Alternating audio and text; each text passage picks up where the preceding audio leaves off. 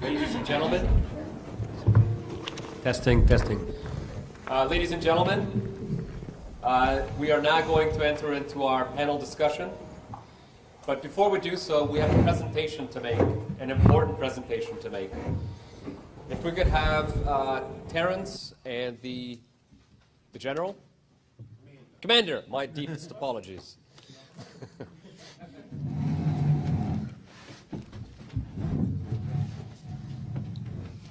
Paul?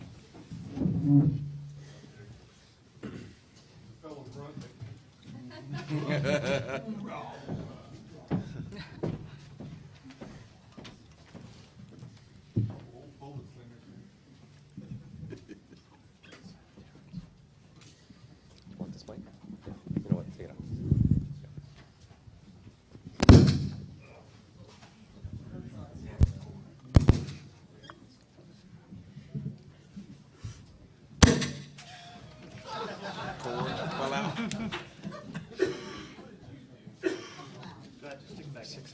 Need a cord.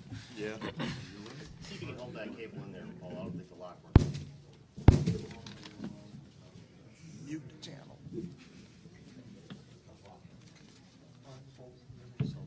Feminist static. Boys, that opened the door to a lot of the wrong jokes. We wanted to take a minute before we have the panel discussion on activism and the future of activism for the men's movement, whether it's men's issues or men's rights. Our veterans served us with more than most people in this room can imagine.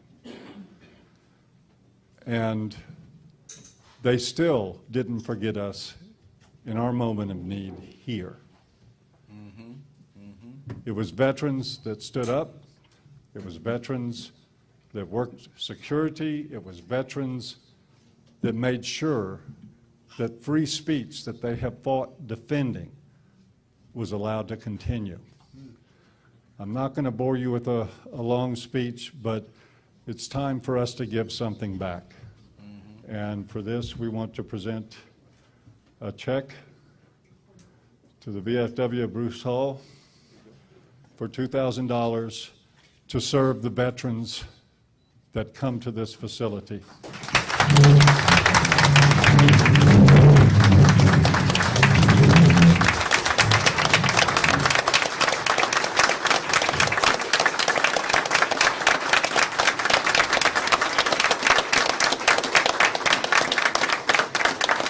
Thank you so much.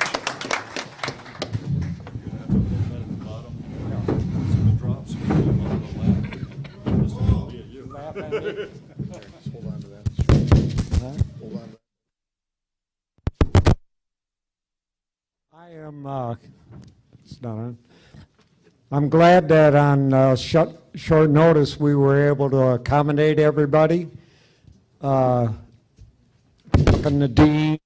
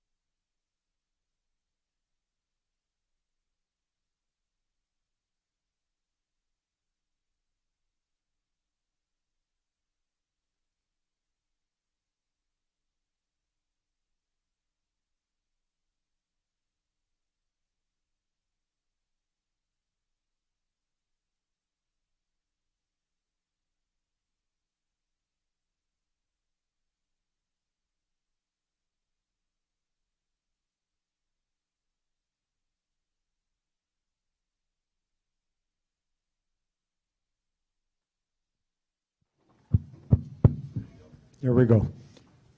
Like I said, I was glad that on such short notice that we were able to accommodate you. I hope you found us accommodating. We were glad you were here.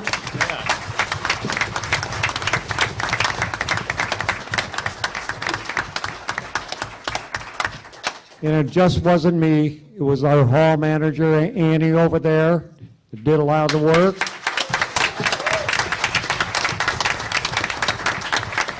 And the caterer, our in-house caterer last night, I hope you enjoyed your meal.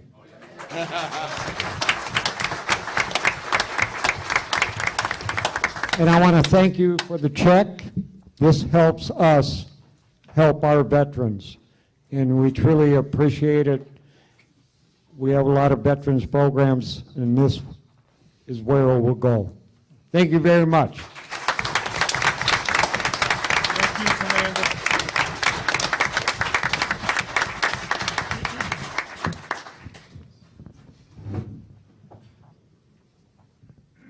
Great, thanks a lot, everybody, for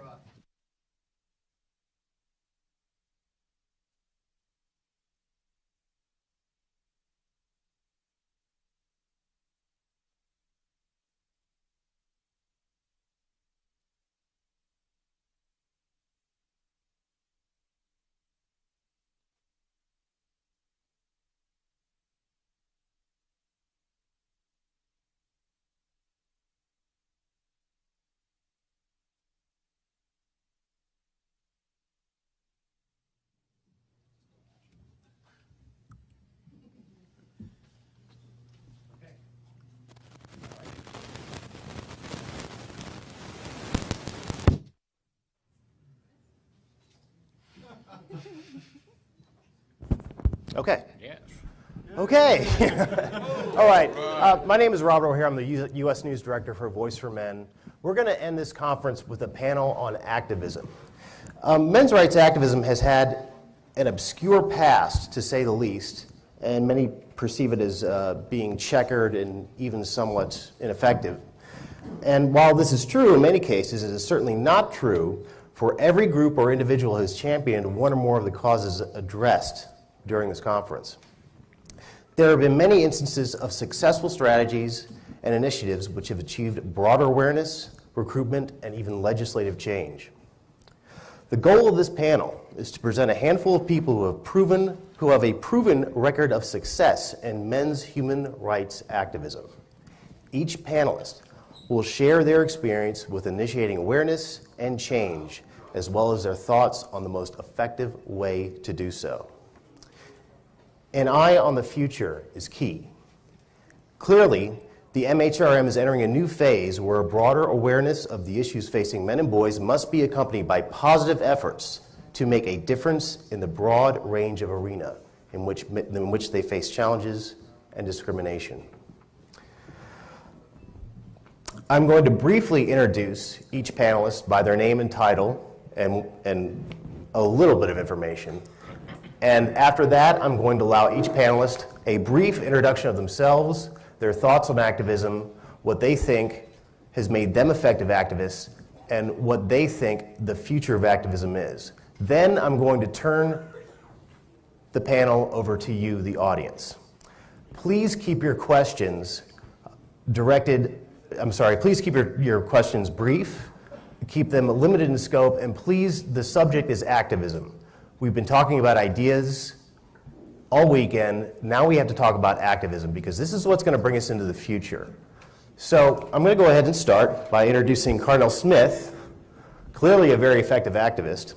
He's a founder of Citizens Against Paternity Fraud, successful in lobbying for legislation in Georgia for paternity fraud reform. Next, we have Diana Thompson, this is not necessarily in order. We have Diana Thompson, political analyst, lobbyist, and spokesperson, and former chairman of the Family Law Reform Committee in Los Angeles, California. She'll give a more complete introduction of herself in just a moment. We have Greg Canning, Australian news director for Voice for Men, a really, really big name in Australian men's rights activism. He's here to represent what's going on down under. Definitely a great addition to this panel. The panel would not be complete without him. And of course, we have Adam McPhee. He's on the board of directors for CAFE, the Canadian Association for Equality, which has been successful in starting men's groups on colleges and universities in Canada. And of course, we all know what happened in the fall of 2012 that really, really put men's rights in Canada on the map. It's a great time. Well, it really wasn't a great time, but it was really a time of great expanding awareness for men's rights, as chaotic as it was. And of course, we have Warren Farrell. Warren Farrell was a renowned author and educator, as well as a longtime veteran of the men's rights movement. He's spoken several times this weekend. Now is your time to ask him even more questions about, again, activism. And we have Michael Buchanan. Michael Buchanan. He's a political activist and founder of the UK's Justice for Men and Boys Party. Hopefully he's going to give us some insights on political activism. And we have Robert Franklin, who is with us today. Where's Robert? Oh, there he is over there. Robert Franklin is a longtime father's rights and legal activist and member of the board of directors for the National Parents Organization. We're hoping that he can give us some pointers on some political activism as well. He spoke about that in his speech. I'm hoping that we can talk a lot more about that because I think it's important. And we have Anil Kumar. Anil Kumar is founder of the Save Indian Family Foundation, a high-profile member of the men's rights movement in India. I just want to say personally, I think Anil is a wonderful man. He's a very smart guy. He has loads of things to say, all of it very interesting, all of it very pertinent. I'm glad he's here. And we have Jonathan Taylor with us. He's the founder and publisher of avoiceformalestudents.com, the motto of which is educational opportunity for men and boys. Okay, so I'm going to go ahead and start with Carnell Smith. And if you could go down the table, and again, please keep your remarks to under 2 minutes. Oh, I'm sorry. You weren't originally on the list. I didn't think you were going to be here. Everybody, this is my boss, Paul, the invisible man. And I didn't think she was going to be on the list either. I'm sorry, I went down the list. I don't have a voice. Okay. I didn't know you were. I just turned around. These people just keep on appearing out of nowhere. Okay. I've been invited. I'm going to end with Paul. Okay. I thought this was where the food was going to be. Okay. Yeah. Okay. I'm going to end with Paul, and I'm going to start with Janet Bloomfield, of course. Judgy bitch, wonderful. She's going to tell us all about Twitter activism. She's been ceaselessly twittering during this entire conference about everything that's been going on, and Twitter, of course, is an amazing tool for activism, we found, and she's going to talk about it a lot more, I hope. Stephen Molyneux, thank you so much for coming. Thank you so much for talking about circumcision. I'm sure you're going to be talking about that, but again, he's an idea man. I'm really glad that he's going to be talking about activism, what he thinks and what he perceives to be as effective activism. And now, of course, Paul Elam, the founder of A Voice for Men, and I don't think we need any more description of this guy right here. So if we could, please start with Carnell Smith at the end of the table and briefly describe yourself, what you think is effective activism, and what you see, where you see activism going in the future. Okay. Can you hear me? Hello? Hello? Testing. All right, I'm Carnell Smith, rebel with a cause, as you've already heard. But one of the first things that I know about activism is that you have to first believe that you can change it.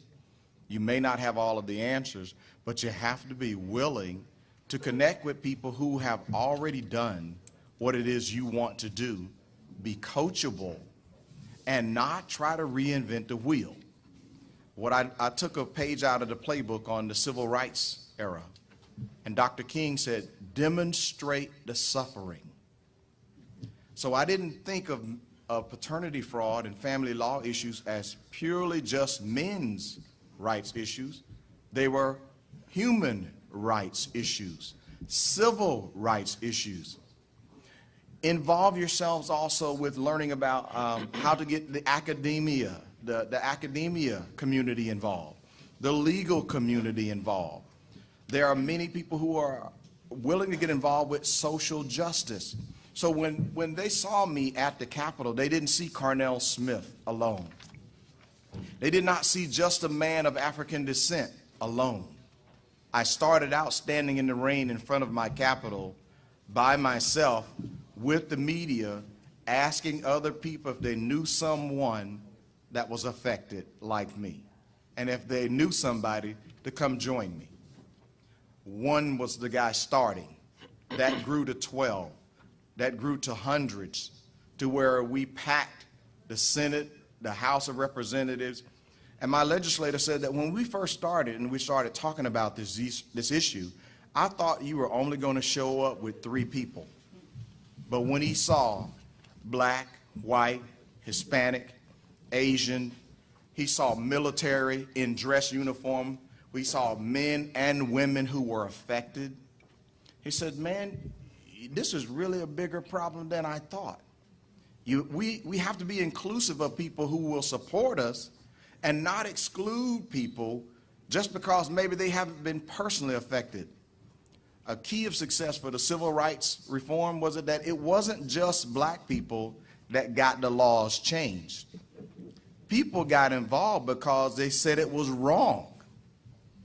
I invite you to do the same thing. Connect with people who already have the experience that you desire. Save yourself some time. Find out some best practices. Find out what has already worked, and then modify it and put it into action. I don't even know where to start with CAFE. My name's Adam McPhee. With CAFE, the biggest thing that we've done is just helping students start up groups on universities, and the biggest success for those is having university students willing to embrace men's issues, to help do the legwork. We help them set things up, tell them what has worked in the past, and the way you can help too is helping these activists who are doing the legwork. This conference here that Paul Elam gets started, it wouldn't be a success if we didn't have people showing up and we didn't have butts in the chairs. So I would give us all a round of applause just for being here. You're already supporting a cause. This is what is needed. We need people supporting groups. One of the things that I find, it seems to be kind of in opposition what some people here believe, where I'm more politically correct. It's not our anger that has gotten attention to CAFE, it's the anger of our opposition that comes. When they come and they argue against the issues incoherently, and we react with nothing but pacifist tolerance, and just say, we just want our moment to speak, we just want to speak to the issues that we feel men are facing today. It's not us that looks bad, it's them that looks bad. Their anger does more advocacy work for us than our anger would ever do. Thank you.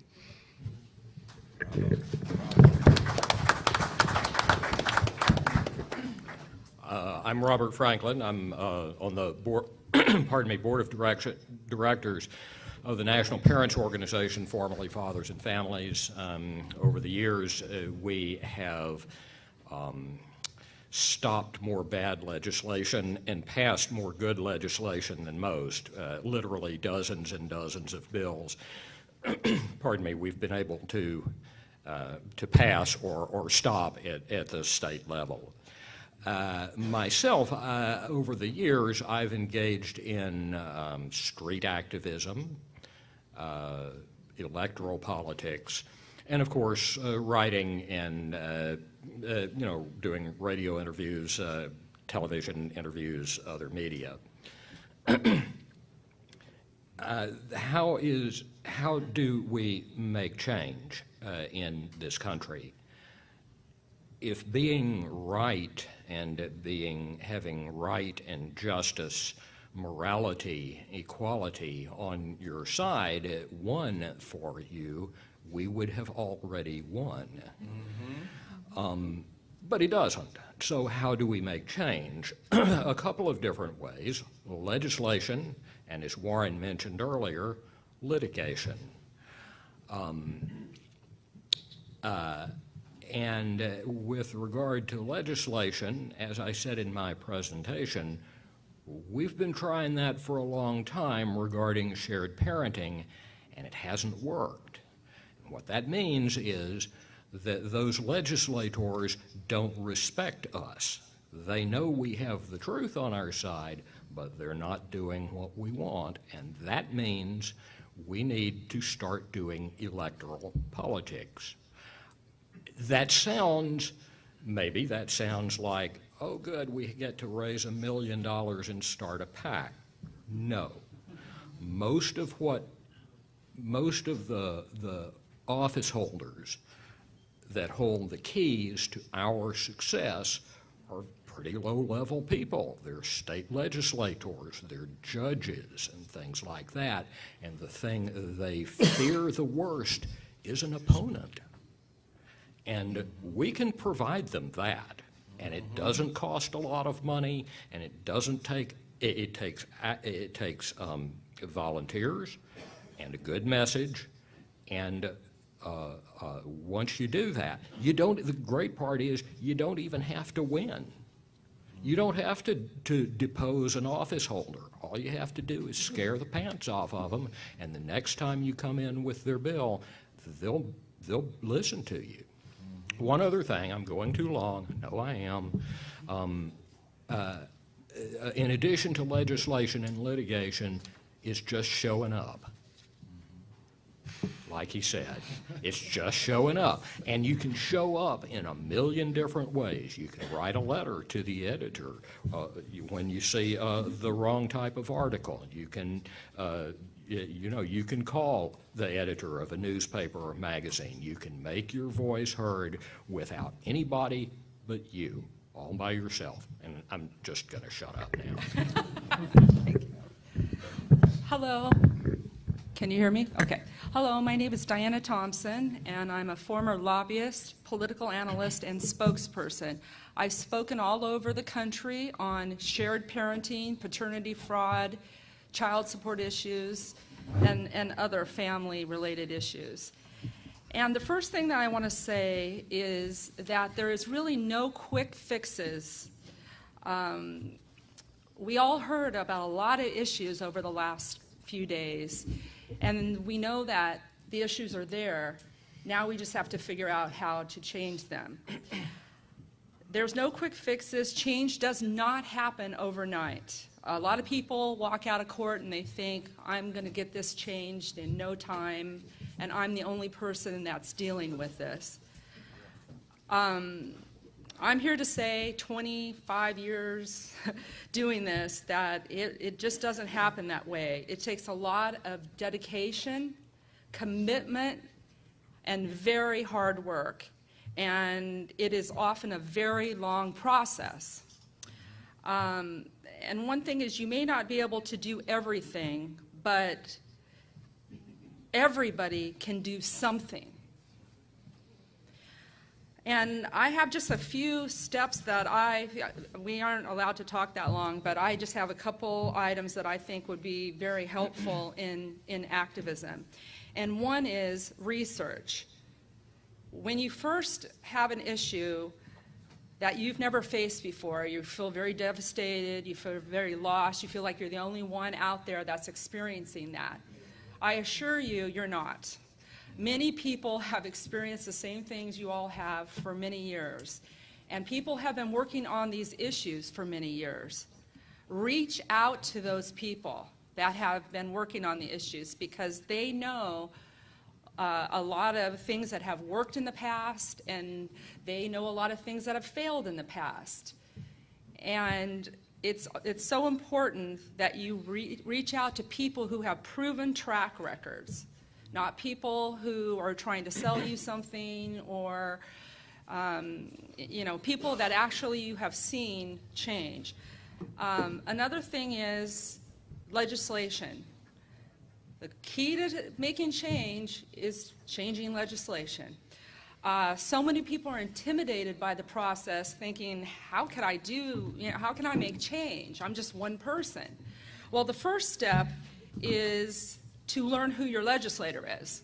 I've often had guys come to me, even women come to me and say, well, I don't think my legislator wants to make change. And I say, well, who is your legislator? Well, I don't know.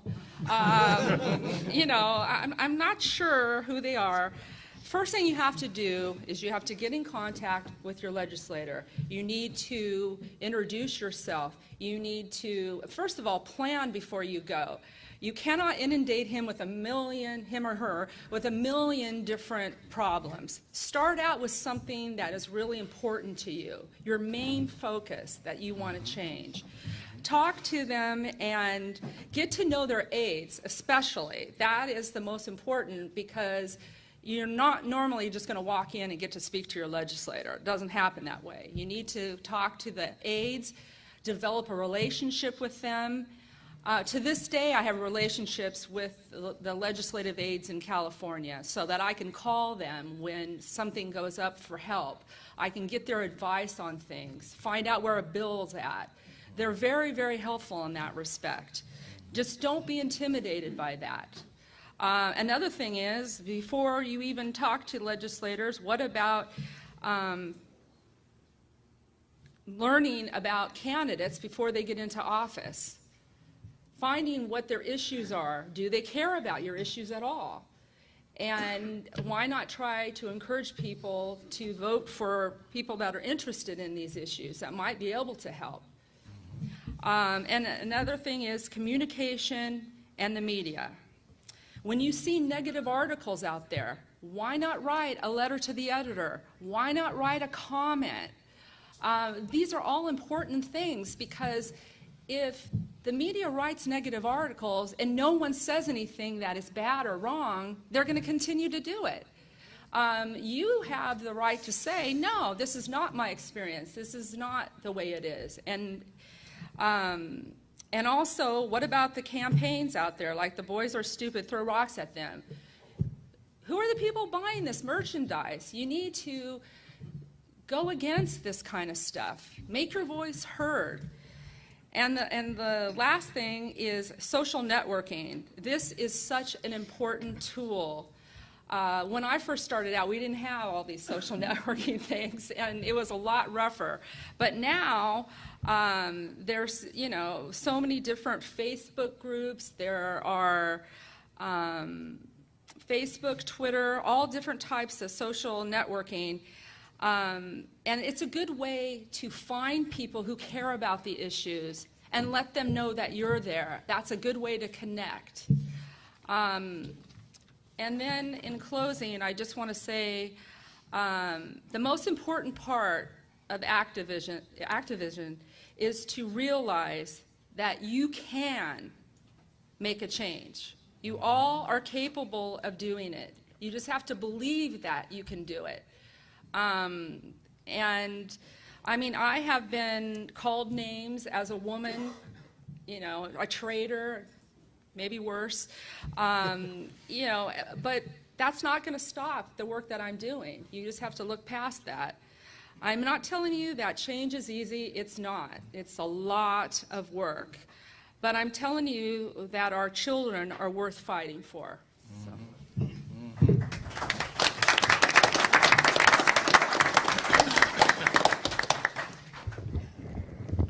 Can you hear me okay? All right. Yeah, a wise man once said that the difference between an artist and an academic is that an artist takes a complex idea and presents it in a simple way, whereas an academic is someone who takes a simple idea and presents it in a complex way. Sorry, what? Oh, yes, I will. Oh, yes. I should probably say who I am. That'd be a good idea. Jonathan Taylor, founder of avoiceformalestudents.com, the motto of which is educational equity for men and boys. And I like to view activism and advocacy as both a science and an art. One of the things that I think is fundamental and indispensable in activism is good research. You have to have good research, otherwise, especially in academia, no one's going to start a conversation with you.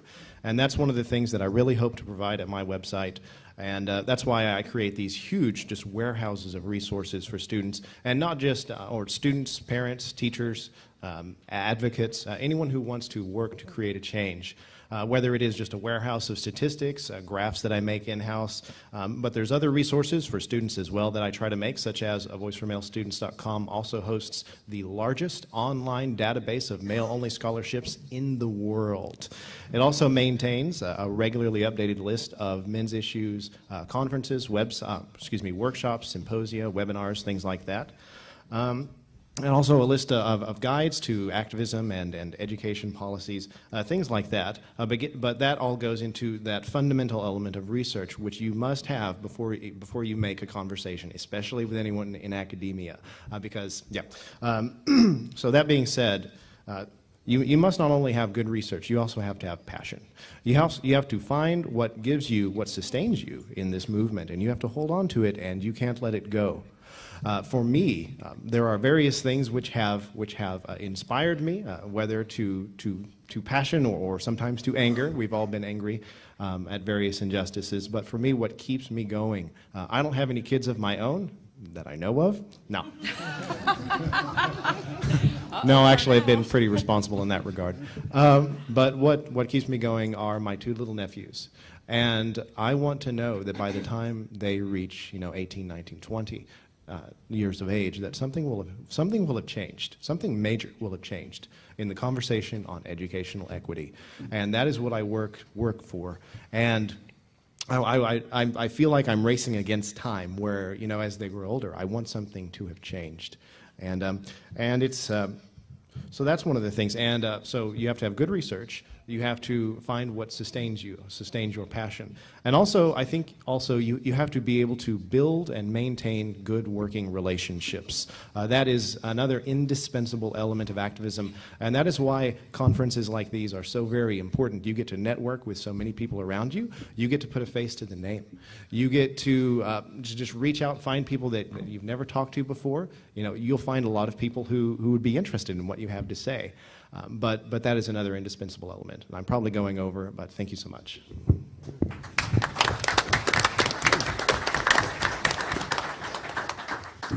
I'm Warren Farrell. I've always said the men's movement is in its embryonic stage. I'm no longer going to say that.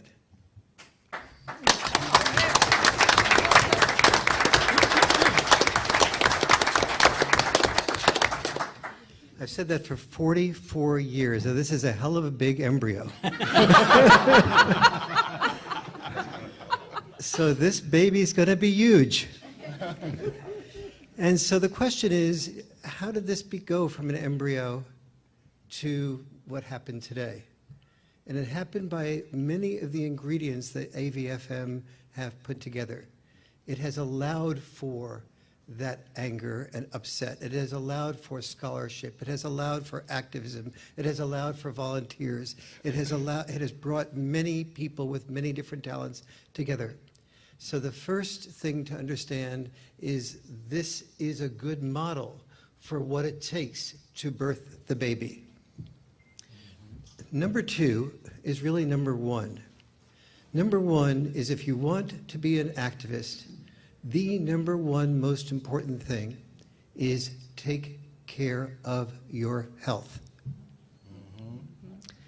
When you're on a plane and they say, if there's a problem, pull down the oxygen mask and put it on yourself before you put it on your child, because you can't take care of your child if you haven't taken care of yourself. You cannot make this embryo into an infant that it grows well if you don't take care of yourself. Every one of us has weaknesses physically. Know them. No food, no exercise. Pace yourself. I used to run track. One of the first things I learned is when I got out in front at the beginning and went with my full steam ahead, I always lost the race.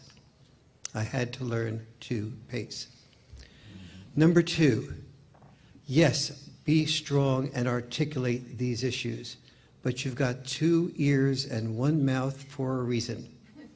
And every time you talk about men's issues, you will touch people's need to object to you.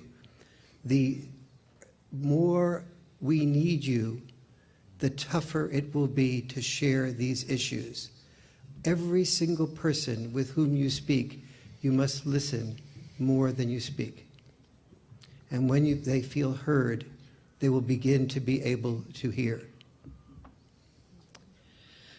Third, if you're a guy or a woman, but especially if you're a guy, partner with a woman who has compassion for you and for men.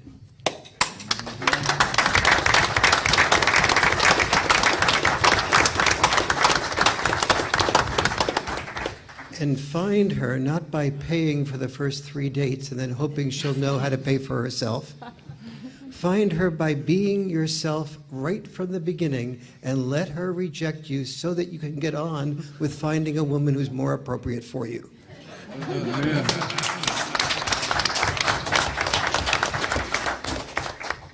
And when she works and earns, remember every moment that you support her, you are supporting yourself, and you are supporting men's issues and your freedom to be able to work on those issues. Finally, talk from your experience, not from just data. And when you talk from your experience and don't have that experience, Talk from real life stories. Find the stories. Find the heart, and you will reach other people's hearts. Finally, find the area where you can make a contribution.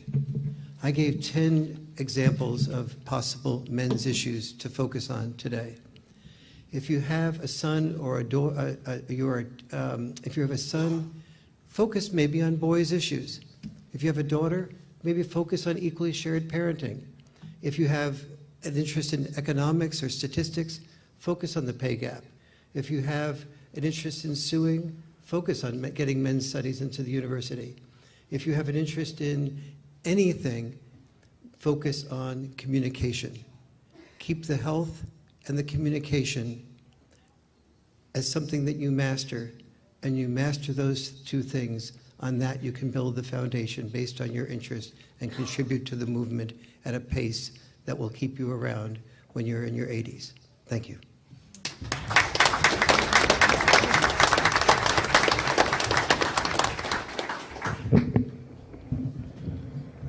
Will it work? Will it work? It works. Okay, that's good. Hi, everybody. I'm Paul Elam. Thank you. And I think if we just banded together and destroyed the patriarchy, all of these issues would be resolved, and we could just have some more pizza and beer, and our problems would be over. Oh, wait a minute. No, I was doing drugs then. Never mind. Warren has said many times, and I agree with him, that there needs to be not just a diversity in this movement, which there is. I mean, racially, religiously, gender-wise, orientation-wise, there's plenty of diversity. But there needs to be a diversity of styles as well, too. A diversity of the ways we approach ideological opponents and the public at large and each other. I'm a firm believer and I haven't had the opportunity to bring it up so far at this conference. This is my last chance. I got 2 words for you: Angry Harry.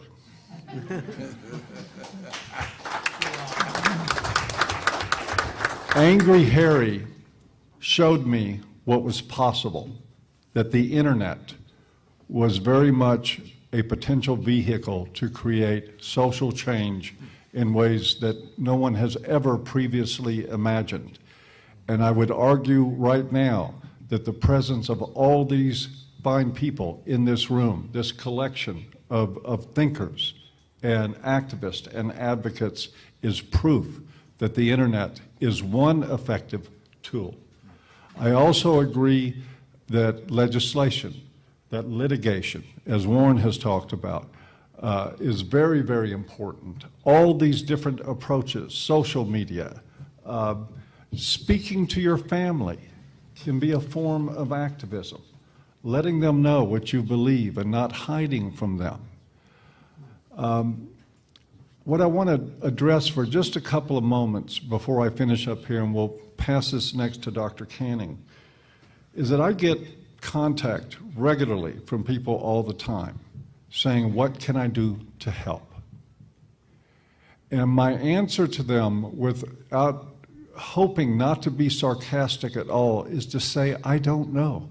What can you do?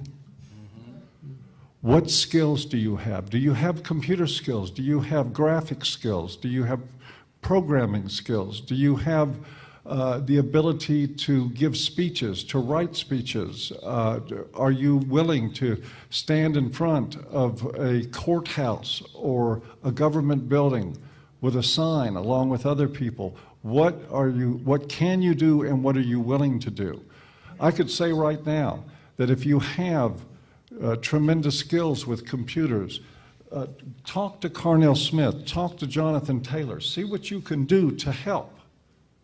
There's nothing stopping anybody from becoming an activist, because there is 1,000 ways to do it.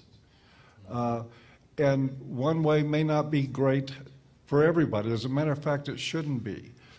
But I'll again go back, and I think that Carnell addressed this quite well, passion. Passion. Remember who we're talking about. We're talking about, right now, we're seriously talking about just soldiers alone killing themselves at 25 a day. We're talking about men whose the disparity in the suicide rate during divorce goes up astronomically because of the way they're treated.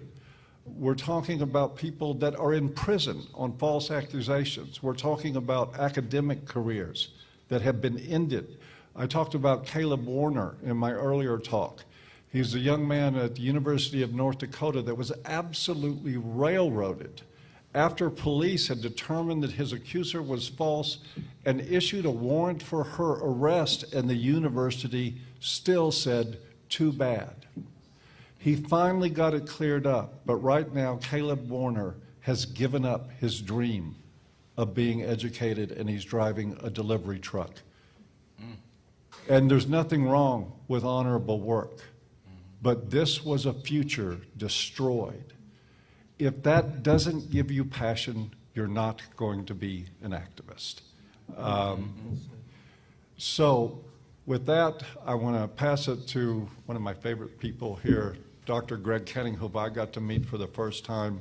I want to thank you all for coming out here and participating. Oh, last thing, your butts in these chairs at the next conference, all of you.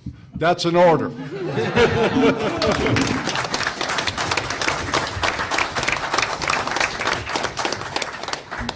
As we say in Australia, g'day. I hope you can understand my accent. I'm Greg Canning. I'm a family physician in Australia. I started in private practice in 1989 as a solo practitioner, and now my business partner and I own a clinic that has 10 doctors. And I'm also a father. I have 2 sons, a stepson and a daughter, who are all adults grown up, making their own way in the world. And being a father is my proudest achievement in life. This Men's Issues Conference has been fantastic, but I only have one issue with it, and that issue is that I don't think we've given away enough books. So I have a book here called The Complete Book of Blokes' Sheds by Mark Thompson. And the reason I'm showing you this book is because I want to give it to Mr. Robert O'Hara over there. Robert? Finally won something, Robert. And the reason I want to give it to Robert O'Hara is because in about 2011 I started reading A Voice for Men. By November of that year I was submitting some articles, and later Robert invited me to become News Director for Australia. It was that encouragement that led to a 50-year-old introvert to find a voice to speak up for men and boys. And one of the things I think we need in this movement is to encourage others to find their voices. And once you find your voice, you can speak out. And I've been speaking out in Townsville, in my local community, writing letters to the editor, signalling out misandric professors at our local university. I got involved in a group called the 1 in 3 campaign, which aims to raise awareness of male victims of domestic abuse and to encourage governments to provide services from them. And that was simply by an invitation to join an email group.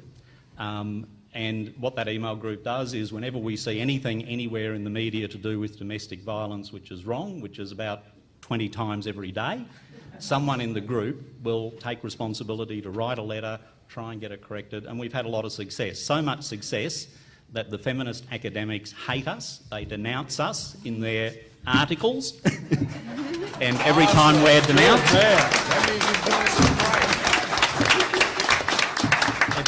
denounced, we tick that up as another win.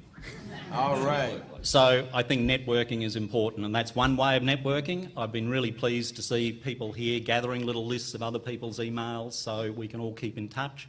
Facebook is a great way to network. I get so many links to things that I might not have otherwise found by little groups on Facebook that lead me to some information that's important in my conceptualisation of this problem. I have to echo, as a physician, what Warren said. We do need to look after ourselves. Physicians know better than anyone else at looking after themselves, and it takes constant work to do that. And I've been a little bit quiet on A Voice for Men for the last 6 or so months because I've had a few problems, so I've just pulled back for a while. But this conference was what I was looking forward to, and having come here I've been re-energised, and I'm going to go back with renewed gusto. So they're the points I had. Encourage people to speak out, network with others, look after yourself. Thank you.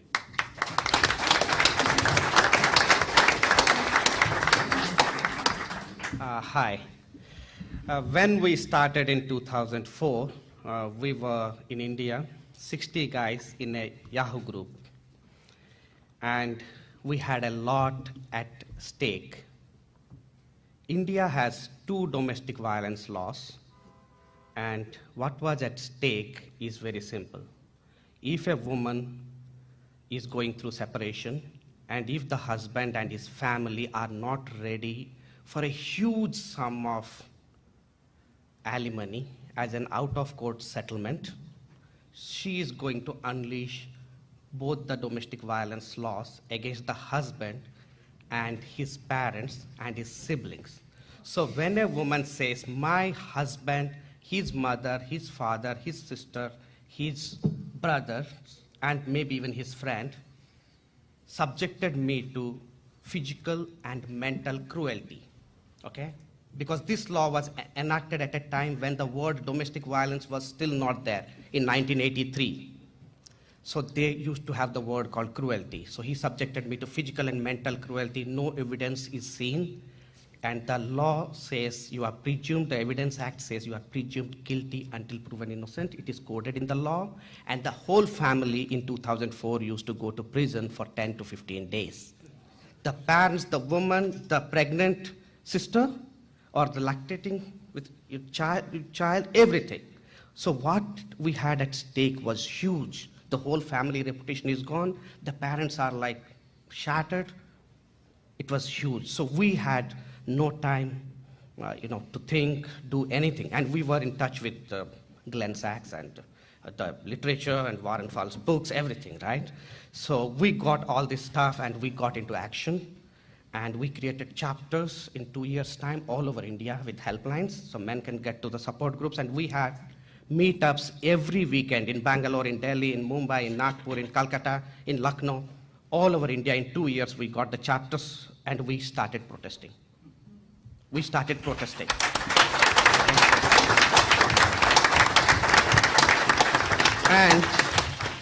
And we got in 8 years, initially media, of course, did what it is supposed to do, but 8 years we got more than 8,000 newspaper articles in newspapers, online and also on the print, across all the languages in India. We had 500 TV debates, many of them in the prime time, in the national television, like the CNN's partner channel in India called CNN IBN, like that. And we have lobbied with the parliament members. So in last 1 year, me and my teams have met more than 300 parliament members in their houses about all these issues of fathers' access to children. In India, fathers never get access for a couple of years. They don't even get to see the child in the school, okay? And Indian Parliament took it seriously, and they had a petition in the Parliament Subcommittee on Petitions. It had a session, it sat, and it invited us and the feminists and the Women's Ministry, everybody to testify. So I testified about the misuse of the Domestic Violence Act, the Dowry Act, called Section 498A, in front of a parliamentary committee of 15 parliament members, and the report was finally submitted to the upper house of parliament, which said any woman who is misusing the law, give her punishment. If you don't do that, then soon we have to repeal all the laws. That's what is being written and given to the parliament. And Indian Supreme Court warned of legal terrorism. They are saying that this is going to be legal terrorism, okay? And what we are up to is that we used to meet, we have we used to have these meetups in the parks. Now we have the community centers opening up with a small membership fee. And we are now working to get part-time staff and full-time staff. So we are working on the funding model because we know we won't get money from the government, and we do not want money from the government. And our helplines are better than the women's helplines. Okay? Our helplines. So you get the. And I know, because sometimes women call us because they said nobody is picking the phone and they're not. Sometimes, okay? I know. And we have hundreds of helplines, and we have a training process of the activists and all. We have to put it, and it's a lot of effort. And I would like to say the formula is very simple. I would recommend, I agree with all of the other panelists, what they said, they're 100% right. Now here is the formula. It is be in action, be in action, be in action, okay? And the barrier is your mind. All the analysis, all the opinions, all the ideas, they're fine, but there is a particular point you say, let me keep all the things aside, let me get down to the ground. In front of the court, you distribute the flyers, you gather people in a big city like New York or San Francisco or Los Angeles or big Chicago or Detroit, and you protest, and you need 50 people or 100 people to protest. That's it, and it's not costly at all. And it is uncomfortable. Initially, it is going to be uncomfortable, but I would like to say this. We tell to every single guy who comes to us that if you are facing injustice, you protest. If you are not protesting, you are promoting injustice, right? And we tell to the guys that don't look at the results, do your duty. Results will follow. Don't look at the scoreboard. You have to hit the ball. If you keep looking at the scoreboard, and you are going to lose. And I tell to each one of the activists in India and everywhere that it's the ordinary people who do extraordinary things, okay? So you are the one. And when I started, I was an ordinary guy, and I was a software engineer and, shy, and I don't know, I was scared. When I talked to my customers in Germany, I used to work for Bosch, and I will rehearse 5 times before I speak, and I never imagined that I can testify in front of parliament one day, okay? So everything is possible, and it's the ordinary people who are going to do extraordinary things. So that's what I have to say. Thank you.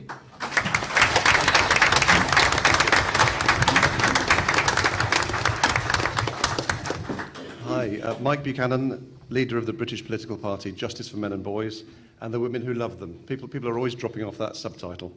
The men's human rights movement needs to have a political wing, and this is the time. I believe there's a need for men's human rights parties right across the political spectrum, because when you start a political party, donations start coming in very quickly, media attention starts to come in, and the movement needs both of those. I look forward to the day in particular when the US and Canada both have men's human rights political parties. Given that Canada seems to be the world's biggest generator of honey badgers, wouldn't it be great to see a honey badger lead a men's human rights party in Canada? That would be a great day.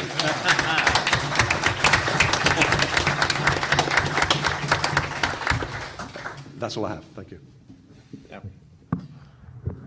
Hi, I'm Stefan Molyneux, the host of the philosophy show, Free Domain Radio.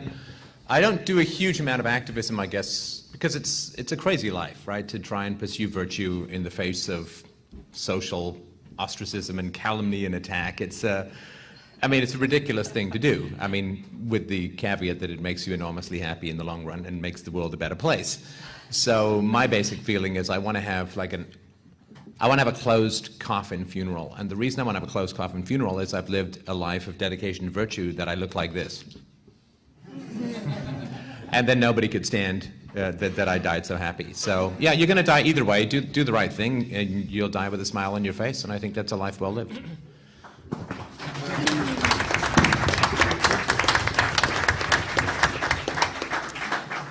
I'm Janet Bloomfield, and most of my activism takes place in 140 characters or less. I have some good news and some bad news. The good news is that anyone can be a Twitter activist. The bad news is that all the advice you just heard it's useless. It's not going to work. Do your research. Don't reinvent the wheel. Pace yourself. That doesn't work in Twitter. Not at all. There's two things you really want to accomplish in Twitter if you're going to be an activist. One thing is reach, and the other thing is response. And when you're talking about reach in Twitter, it doesn't really matter how many followers you have. It matters how many followers your followers have. That's a really important point. If you look on my Twitter feed, I have about 1,000 followers. But just this morning, with 3 retweets, I reached over 3 million people. Wow.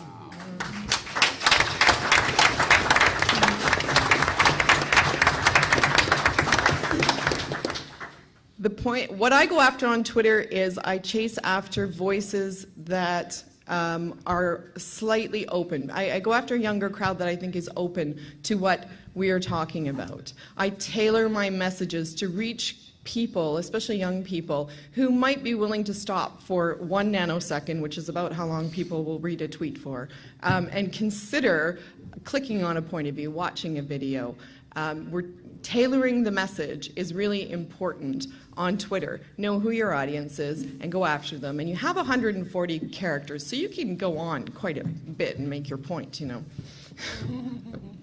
I'm also starting to publish on Thought Catalog. This is another way of tailoring the message. And again, on Thought Catalog, what matters is how many times your message is shared. So I have 5 articles on Thought Catalog. I didn't check today, but I believe those have been shared over 100,000 times.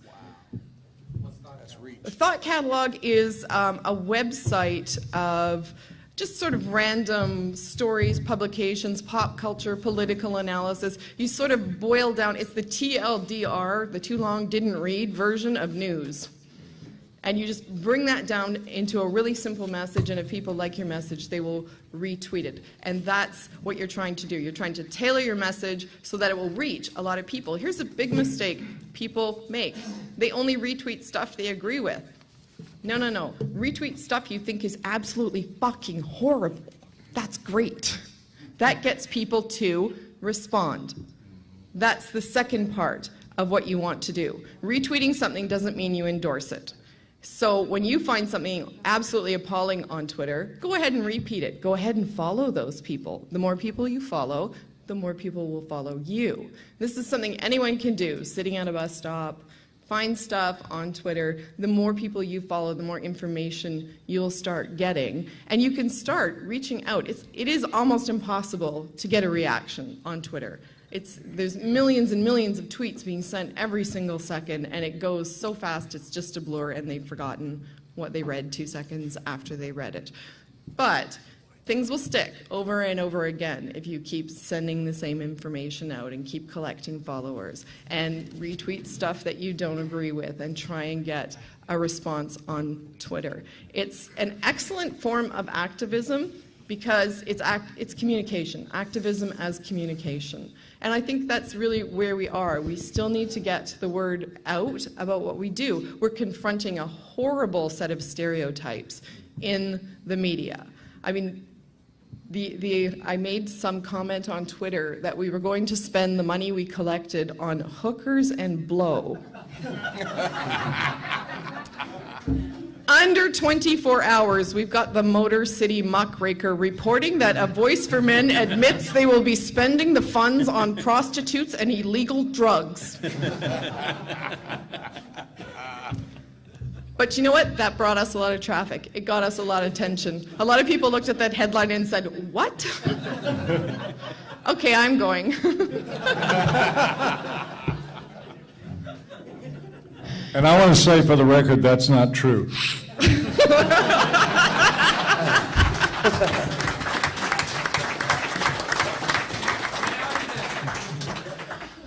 So even if you're not willing to get up with a sign and march around and you don't have time to write long articles, sign up for Twitter. It takes 2 seconds to retweet. add your hashtags. I love no MRA. Just add that to everything. It's fantastic. And voila, you're an activist, and you can die happy. Okay. All right. I'm going to go ahead and open up the panel to questions. Please just raise your hand if you have a question. We have a mic runner. Please wait for him to approach you, then speak, because if the mic isn't in your face, it's not going to be recorded, it's not going to be broadcast in the feed or anything like that. We have one question here, and please keep your questions brief. And and if you don't have a question for a particular panelist, I will direct your question to one or more panelists that I think that might be able to answer your question. Okay, this question is for Janet. It's for Janet.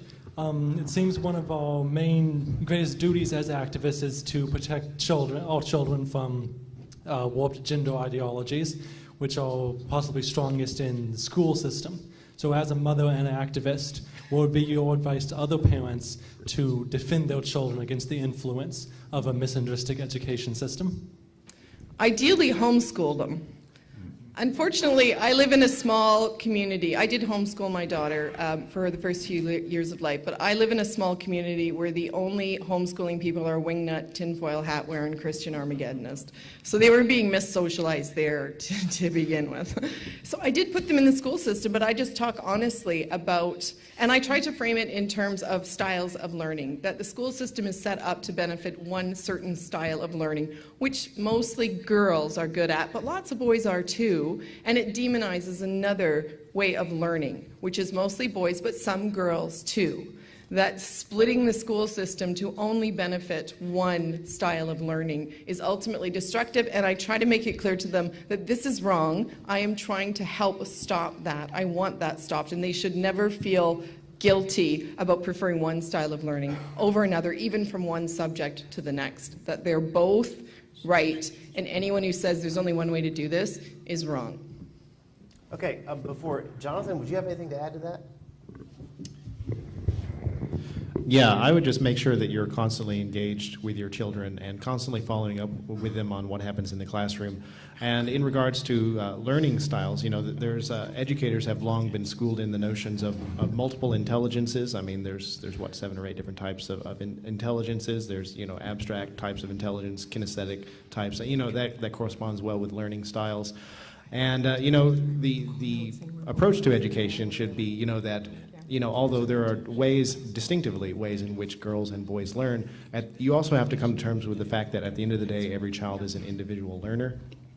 And really, you have to maintain that parent-teacher connection. And if the teacher is not teaching, if the student is not learning the way the teacher teaches, then you need to communicate with that teacher so that the teacher teaches the way the student learns. And your feedback, your constant communication with those educators will help that process very much. And of course, that's going to be much easier if you're in a stable 2-parent family. So, next question, please. Okay, please go ahead. Do you have a question? Who do you have a question for? I'm not sure yet. Okay, well, go ahead. The question is that there are, in this context, 2 ways of drawing attention to your issue. One is to present statistics, facts, experience. The other is to use hyperbole and to be unreasonable, but to get the attention as a result. I think most of the people here on the panel use the first way more, if not exclusively. I'm wondering if the people that don't use that way could justify the hyperbole method and why it works well. The man to ask about that is Mr. Elam right there, obviously. I wonder why you thought of me. I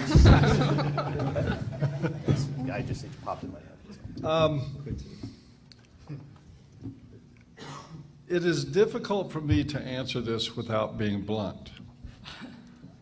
The hyperbole that we employ from time to time at AVFM is, just so everybody knows, the first explanation is that it is calculated. I don't sit in my underwear in a living room up to my knees in beer cans screaming for my partner to get me a sandwich as I slam away the keyboard with all these harsh, hateful feelings. Anymore.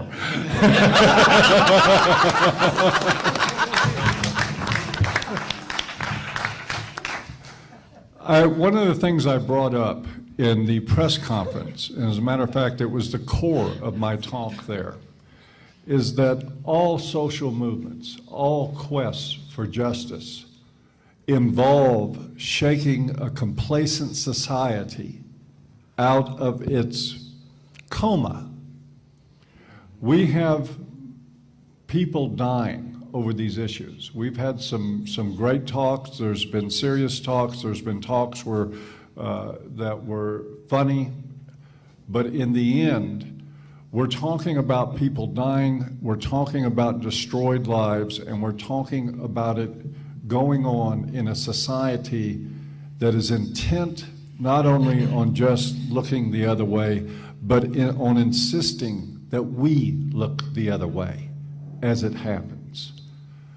I don't view my hyperbole as the problem in that scenario.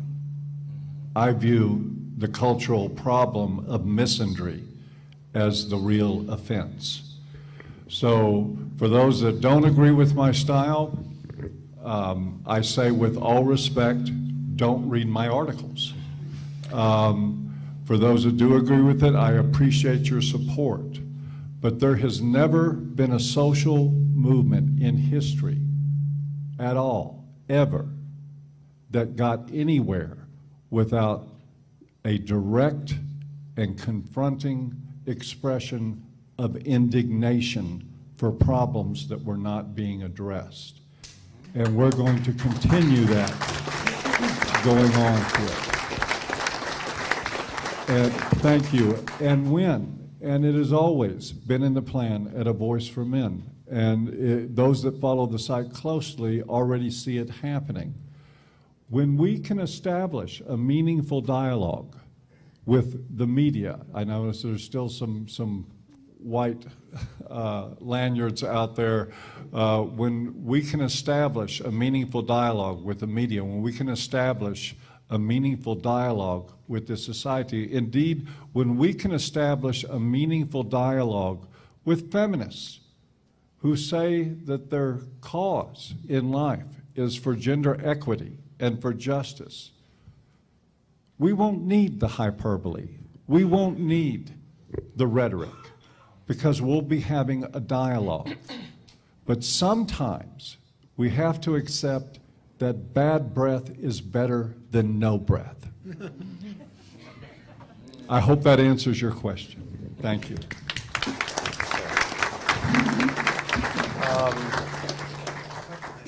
Can I add something? One more time. First, the idea that there's an opposition between fact and hyperbole is not always correct. Sometimes facts are really awful, and it's hard to do hyperbole. The other thing is, I can't remember who on the panel said this, do what you do best. If I tried to write like Paul does, it'd fall flat as a pancake. He does what he does really well, but that doesn't mean everybody can. And I know that I can't. Can I add one more quick thing to that, too? You'll never actually know how fast you can get swept up in the movement. You may not even know what you're good at. When I got involved with Cafe, there was a certain other panelist who was being protested against, and there was an email that went around the School of Social Work at Ryerson saying, hey, there's this Warren Farrell guy who's going to be talking. We should all go protest him. And I was like, wait, I've read his book. I actually agree with a lot of his ideas. And so I wanted to go see it, and I went to see it with my girlfriend because someone suggested I date someone who's supportive of these issues, and I kind of already found that person. And so I went to the event, and there was a huge protest that was just pretty disgusting to see. And afterwards, I contacted the Canadian Association for Equality, and I told them, hey, just so you guys know, I know the School of Social Work was partially organizing to protest, but I'm also a part of that school. I don't agree with that. Just so you guys know, there's also support from some of these groups that are protesting you. Throughout that year, now I've done multiple TV appearances. I've been in Sharp Magazine, started my own blogging, and now I'm on a panel with that very man myself. And this is all of 1.5 years later. So that's how fast you can get swept up, even just trying to get involved with a movement, even if you don't know what you're good at yet. Approach some of these organizations that are already working to solve issues you're interested in, and they may find where you're good all by themselves. Great. I have nothing to add to this discussion because I never use hyperbole or polemics. Let's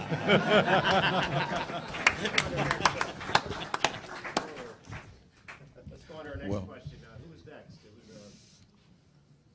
It was, since you have you can go next, and we'll take Tim. Jim, I'm a bum. I used to be a political science professor. I just wanted to mention, I think this is a very exciting time. I'm so happy to be here. Thank you to everyone. Because I used to be a political science professor, I hadn't heard this weekend, but I just wanted to mention we have a big election coming up in 2016. I used to study this stuff. I know I look not very reliable, but I believe that Hillary might get the nod, and if so, we're likely to see a very exciting public debate about this again coming up. So I wanted to let people know that this is an exciting time in the United States. I think in 2015 and 2016, you're going to hear more war on women rhetoric, and I would hope some of us would be ready to rise to the challenge, because when that stuff comes out, that's our time to come out and, I don't want to say fight back, to help the public. I'm sorry, I know. Kick me afterwards for doing this. From my weekend here, I wanted to say one of the things that I began to believe is how important, actually I believed this before, but really how important women are to our movement. And I wanted to, for the women, clap for the women. And also, I wanted to point out something that I thought of when I was first watching Girl Writes What's videos, was one of the audiences that must be targeted is mothers with sons. And I've got your poster. Hey, Mom, look what they're saying about your boy. And I hope we might make a special effort to reach out to mothers, because I bet you once mothers start hearing some of this stuff, especially mothers of sons, they will. And we've heard how effective they can be when they go to the government and ask for a redress. And finally, my question. Sorry for doing that. But my question is actually to anyone on the panel, but probably mostly to Professor Farrell, or Dr. Farrell, about that men's studies. I would like to bring a lawsuit against the university under Title IX to get a men's studies program started. They probably won't hire me because I'm an ex-con, but perhaps I could help get it started with the lawsuit. And so can you tell me, how can I or anyone else start this process? Why don't we have a men's studies program and we got Title IX? Good. First of all, are there any students here who are interested in working with Jim on starting this process? So Jim, your question has just started this process. There are two students right here, right now, who will contact you right afterwards, and they are needed because you need to have standing. Standing means that you have to have a real person apply for a real men's studies program that they're genuinely interested in and able to take. And ideally, those students will get together 2, 3, or 4 other students. Yes. Yes. So the student must petition the university to create the program. That is correct. So the law court needs to see a real, not a hypothetical. They need to see a reality that is not being able to be fulfilled. Now, there may be a university somewhere that will actually respond to the students as if they're real people, then they want a real program, and then you won't have a lawsuit. But that's highly unlikely, and you only need to try this once or twice probably and have a lawsuit on your hand. as I was mentioning in the workshop yesterday, if this happens, and also in the presentation, if this happens at one university, particularly in a major state, you are talking about national fear in universities to not have men's studies programs, and you are then talking about the possibility of national change. You are then talking about, instead of 150,000 women's studies graduates a year, that being somewhat balanced, and you are then talking about a ripple effect around the world. Second, on the area of politics. And then I'd also like to encourage the students and Jim yourself to write some pieces for AVFM's website on the desire for this. Also write something for Minding the Campus, published by the Urban Institute on this. They are interested in what's going on the campus. Solicit via an article on Minding the Campus, people who are interested in suing universities. These kids, or these young men and women, have to have guts, and they also have to present well, and they need to also be willing to stand up to the type of criticism that all of us get when we're here or when we stand up for these issues. And so those are a few of the things. But in relation to your comment about the 2016 election, in Iowa and New Hampshire, those are perfect places for groups of us to gather and organize and to show up. And here's what I mean by that. You show up and you ask a question of a candidate that's at a town hall meeting at a place like Iowa and Alaska where the security is much less than it will be in other places. You go to a town hall meeting, you ask a question. When you are pushed off or pushed away, somebody else backs up and says, no, let's have a real answer to that question. And when that person's pushed off or pushed away, somebody else at a different part of that meeting says, no, I really am interested, Senator so-and-so or whoever so-and-so. And then the embarrassment from the staff, they're going to come up to you afterwards and say, we need clarity about what you're talking about. What's this stuff on men's issues? What do you mean by men's birth control? What do you mean by men's issues? What do you mean by a men's health thing? What do you mean by White House Council on Boys and Men? Or, whatever you're asking about. And then the asking of that, the creating of that disturbance in a civil but forceful way will create national publicity because these candidates are being covered on a national level. And ask these questions 2 or 3 times and mix up the clothing and mix up the people who are asking the questions and get the journalists a little bit mixed up. You're going to have yourself national news. It's the easiest, fastest way to create national news. Okay. Mr. Smith and Mr. Kumar want to answer that. We'll start with Mr. Smith because he got my attention first. We'll go right to you. Hello, can you hear me? Sure, yes. The gentleman had asked about a deliberate effort toward reaching moms with sons. 90% of the people who contact me are women, and some of them are the moms with sons, grandmothers of the guys, girlfriends, new wife, second wife, current fiance. I've been inclusive of them from the beginning, and some of the feminists I'm on their hatred list because it's very difficult for them to have a statement of men against women when I have more women on my side before the legislature than they have on their side with their ideology. So yes, we can be effective, but we also have to be inviting to them. I'm deliberate in my social media of Facebook, Twitter, my own websites. I embrace, wherever they are, I'm looking for them. I actually speak also in churches because there's more than one venue to get to people who need your help. But some of us within the movement have made a mistake by saying, because we think it's only a men's right issue, you girls should stay over there and leave us alone. Big mistake. To me, women are masters at socializing, and they will network like nobody else. So why not leverage that power and get women who love us, who are affected by the issues, and then invite them to the table with us, and you'd be surprised at how much it diffuses these idiotic notions that our opponents. And I like to invite them publicly so that they can get credit for their positions, and it's very effective. Okay, Mr. Kumar. Yeah. Well, I will just add to what Dr. Warren Farrell spoke about the elections in 2016. If you see, we had an election recently, and more than 840 million people were the electorate. And 1 month it took, and we had a plan.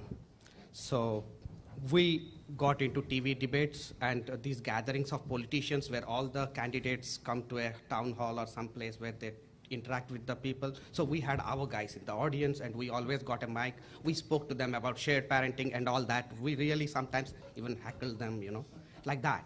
And it was sometimes got telecasted in the national media, okay?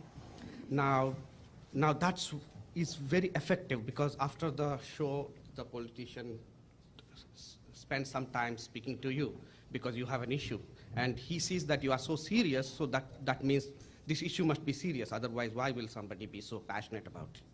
Now, I must give the unrelated news here that the two-term government, we had the liberals in India, like your Democrat Party, they lost so badly that they were reduced to only 44 seats in a parliament of 543 seats. Ooh. That's the historic low for them. Absolutely. Okay. There's one question here, but we got another one back there. If you could take him, he's been waiting. And then after that, Tim, go to the gentleman in the glasses after you got him, please. Yes, I think I have a basic and simple question regarding activism, and my question is, how does an activist counter the opposition generated by the corrupt news media? Anybody want to take that? I would think that Paul would be, again. I didn't hear the question. Wait, can you speak the question again, please? Yes. Hold the mic closer. I want to know how an activist can deal with the opposition generated by the corrupt news media. And can you say your name so we can speak to you as a person? Yule Talbert. Thanks. Yule, okay, you're so far away, I know who you are. Good to see you here. Here's the deal. We're the media. We are the media. This is an age where dedicated people can create very heavily traveled media websites, news websites, depending on, everybody in the media in one way or another has some kind of agenda, and unfortunately it's frequently not journalism. And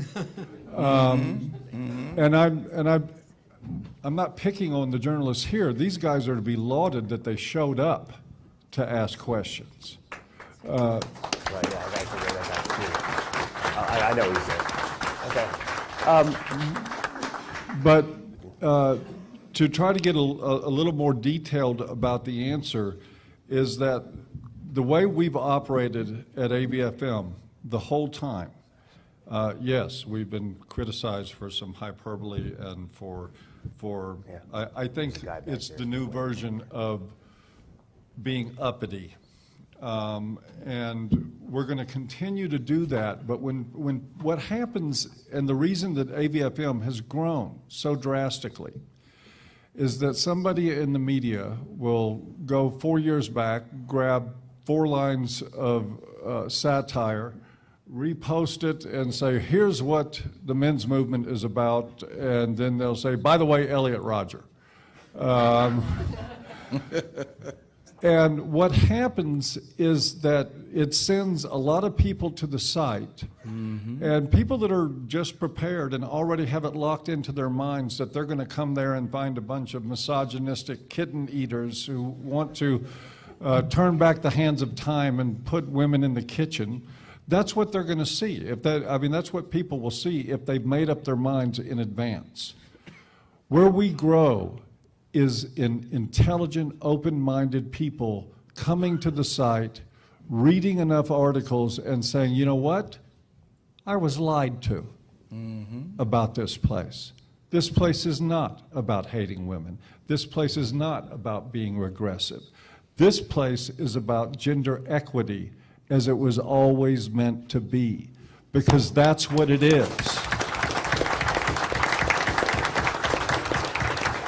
what they will see when they come to a Voice for Men is men and women working together, treating each other as equals, really as equals.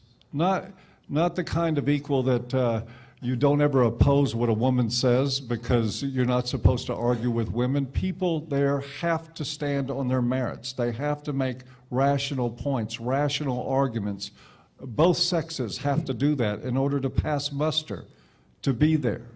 That is equality. And people that are genuinely interested in equality, people that are genuinely interested in men and women valuing each other as human beings first, come to a Voice for Men and figure out that's exactly what's happening. And they grow. So don't worry about the mainstream media. They're going to eventually figure it out too. Okay. And watch the mainstream media. Stefan, do you have something brief to say? Really, and please make it brief because we got people coming. Brief. Brief. What's that? Brief. Boxes and briefs. But the mainstream media is currently on the decline, I think, as we're all aware. People's trust in the mainstream media is ridiculous. It's like single digits. It's like they trust it only slightly more than Congress. And so I think that's important to recognize and understand. Very few people in the world look for facts and will change their minds according to facts. Some will, and those are the people that we want to reach. And so I always try and figure out whether people are interested in facts, and if they are, fantastic, we'll have a conversation. If they're not, then as the old saying goes, never argue with a fool, they'll drag you down to their level and beat you with experience. So I try and steer clear of them, recognizing that the media is in the business of delivering eyeballs to advertisers. They're not in the business of delivering truth to humanity. And so the best way to deliver eyeballs to advertisers is not to offend people's sensibilities. So the media is fundamentally conservative, and the truth is always radical. So whether there's a match, if there can be a match, fantastic. I don't tend to pursue it, but I think it's important to recognize there is a misalignment. Okay, there's a gentleman right there. He needs to ask a question. Waiting patiently. Thank you. Hi. I'm Tim Goldich. This is a question, I guess, perhaps primarily for you, Dr. Farrell, about White House Council for Men and Boys. What happened with that? Is there a lesson there? What are thoughts about that? And also about My Brother's Keeper. Any thoughts about that? Yes. The background on this is that I think I mentioned in my presentation that I was asked to be involved with the White House Council on Women and Girls at an advisory level. I suggested there should be a White House Council on Boys and Men. That suggestion went all the way up to the Oval, just about ready to go into the Oval Office 5 minutes before it went into the Oval Office with the head of government relations of the Boy Scouts, with the Boy Scouts having endorsed it. Suddenly the person who was supposed to present it was told that was taken off the agenda. We got 2 or 3 times where we had a great deal of White House interest, and just before it was ready to move forward, it was just chopped from the agenda, never being able to get through to the people who chopped it from the agenda. And so there is something going on in the White House where we think we know who it is and what it is and the groups of people that there are. I don't feel at liberty to say those names per se right now, but there is.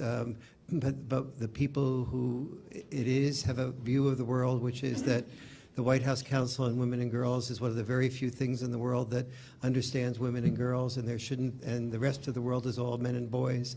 And so why should there be something for men and boys when the entire world is men and boys? And we all know why that's not accurate, but there are a few people at the top level close to President Obama who take that view of the world. And from what we can tell, they have stopped this from going to actually the eyes of President Obama and having him consider it, or he has considered it and he wants us to believe that that's not that it's somebody else that is stopping him from considering it. I'm not sure which, but the answer to the question, which is really the most important thing, is where do we go from here? Where we go from here is to Diana Thompson's advice. Get to know your congressperson. Ask him or her to write a letter to the president. Ask him or her to copy me. There are some Congressman Cleaver, the head of the Black Congressional Caucus, and Sam Graves, and a few other congressmen that are and women that are beginning to get on board, both conservative and conservative and Democrats, excuse me, that are beginning to get on board and take an interest in this. And so the Congress, and we have been told by the White House that if we get enough congressional support, they will reconsider this process. So if you want a White House Council on Boys and Men, we are the group to take a stand, to do something about it. Take a look at just look up White House Council on Boys and Men. You'll see its website and link to both it and also to your congressperson and also to AVFM and write stuff about it. Begin to generate the underlying base. Politicians are basically followers and they're leaders. They start leading when they know there's strong enough followership to motivate them to lead with success. And that's our job, to create that foundation to make that happen. As President Kennedy said to Martin Luther King, when Martin Luther King said, "We want you to support the civil rights movement," President Kennedy said, "Make it possible for me to do so." Okay. This gentleman here, please. By the way, Dr. Farrell, was that Valerie Jarrett? Was that your You're too smart. I'm Murray. Oh, is this thing on? Can everybody hear me? Yeah. I'm Murray Davis, National Family Justice Association, and I have a general question for the panel, and it has to do with activism. And my question is this: from a political point of view, would you recommend that an activist in this movement designate themselves as a political independent versus conservative, Republican, or liberal Democrat in order to allow them to more easily maneuver in the political legislature so that you don't have that pigeonhole? I'm just curious as to what you might think. I have my own opinion from my own experience, but I'd just like to ask yours as well. Anyone on the panel? May I answer? That's up for grabs. Okay. I'd like to jump on that. Okay. You and Mr. Franklin, I think. Oh, okay. Well, I have my own political views, but when I'm advocating and working with legislators, it is important to work with everybody because the issues themselves are nonpartisan. And I think some of us make a crucial mistake by not willing to talk to everybody, including the opposition, to garner putting the issues out completely out on the table. If you are a person who is only of the Democratic Party and you're only willing to talk to Democrats, you're pigeonholing yourself. In my state, as well as other states I've worked in, we've gotten nearly 100% support from both houses of legislature as well as state governorship, with the exception of California when the governor vetoed our bill because somebody told him he would lose $40 million in federal funding if he passed a paternity fraud bill, which was a complete lie. But the fact that we were able to get through both houses and got majority support, myself, Diana, and other groups, we never allowed people to try to pigeonhole the issues as partisan. Civil rights and human rights issues are nonpartisan, and I would suggest keeping the focus there as a human rights issue. And let me add one thing. Carnell was talking about lobbying legislatures and how you identify yourself. Let me remark on the electoral process. Who do you vote for? One of the most important things that we have to remember is this has to be important to us in voting. There are always 1,000 different issues in every electoral contest. This needs to go to the top of your list. If there's somebody who votes the right way, give them your vote. It doesn't matter if you identify as a Republican, a Democrat, an independent. If they vote the right way on this issue, give them your vote. If they don't, don't. Okay, let's go on to the next question. I know that there's a gentleman up there that, was there someone inside the audience? Okay, go to him first, then James, then we'll get to this gentleman here, and then Mr. Vincer. Okay, so we'll go in that order, please. Yes, it's on. I'm Please Suresh. keep your questions brief. We don't want to keep too long. We want to get as many questions as we can. So please. This question is to Paul Elam, and I asked this question to him at lunchtime, and his answer was he didn't know. I hope he does now. He's a quick study. By show of hands, how many attendees are men from the United States? And how many are from Canada? I was just wondering, the US population is 10 times the Canadian population. I'm from St. Louis. There's nobody else from St. Louis. And there seems to be a certain level of apathy, and to quote Paul himself, coma in the United States. And I'm trying to understand why. Paul, do you have any answers to that? I mean, I want to get the Canadians' perspective on this. We have three right here on the panel. Can I just Sure. answer? Oh, real yeah, quick? sure, go ahead. He asked about why. Well, why so many Canadians and not enough Americans, and you went to Canadians. Well, I just wanted to hear I do want to hear their opinions on it because, Americans aren't always that cognizant. We'll let the Canadians speak. Sure. Okay. The partial answer to that is that I don't know. It could be a number of reasons. It may be that American men are more afraid, but I would also point out that there's not somebody else from Houston here other than me, but AVFM is an essentially American-based website, and it is the most heavily trafficked website addressing men's issues that's ever existed, and the great majority of the traffic is from America. We do have Jonathan Taylor sitting here that is an activist, American activist. Tara Palmatier may not identify as an activist, but she actively works helping men in these problem situations. I don't think it's really for the same reason that we have a policy at ABFM. We don't accept advertising, and we don't align politically with anybody, and we don't align religiously with anybody. We don't align with anything except people dedicated to men's issues. I'm grateful wherever people are coming from to address these issues, and that's not to bypass your question. I just don't know if an analysis of why Canada happens to produce so many great activists. I mean, the honey badgers are predominantly Canadian. We've got Janet Bloomfield, and we've got Cafe, and we've got so much going on there.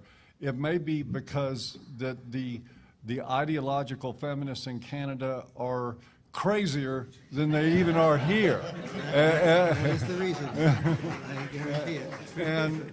And it may be that they have pushed so hard in Canada with ideological feminism, with the idea of Adele Mercier saying that young boys that are incarcerated and are molested by their female jailers are the perpetrators and the jailers are the victims. Our rhetoric out of America from feminists has been really bad, but I think Stefan was talking earlier about alien brain invasion or something like that. I'm sorry, I'm not trying to pick on Canada, but you guys got some problems. And it may be why there's so many activists. I don't really know, but what I do know is that this movement is growing internationally. And that, you know what, it's not going to hurt America for once to catch up to the rest of the world instead of the other way around. Well, Janet has something to say. I'm Canadian, and I do know why there are so many activists. It's because we have a very long history of social programs in response to citizen requests. We have public health care. We have lots of maternity leave. We have generous benefits. And the reason we have that is because we don't have to pay for national defense, because you do. That's true. We get... And I think maybe the reason there's apathy in America compared to Canada is because y'all are working your asses off to pay for us. Wow. Okay, I'm sorry, did you have anything to say, Dan? What about you, Adam? Keeps us warm in the winter to march around okay. a lot. Look at that. Next case, the questions are going to go to James Huff, then it's going to go to this gentleman here, and then to Mr. Vincer. So please, James, quick. One of the forms of activism that we haven't talked about is sort of the background psychological operations that are taking place. We've got dedicated men and women going into enemy territories online, talking to people who are in forums dedicated to parents, for instance. Look at Mumsnet over in the UK.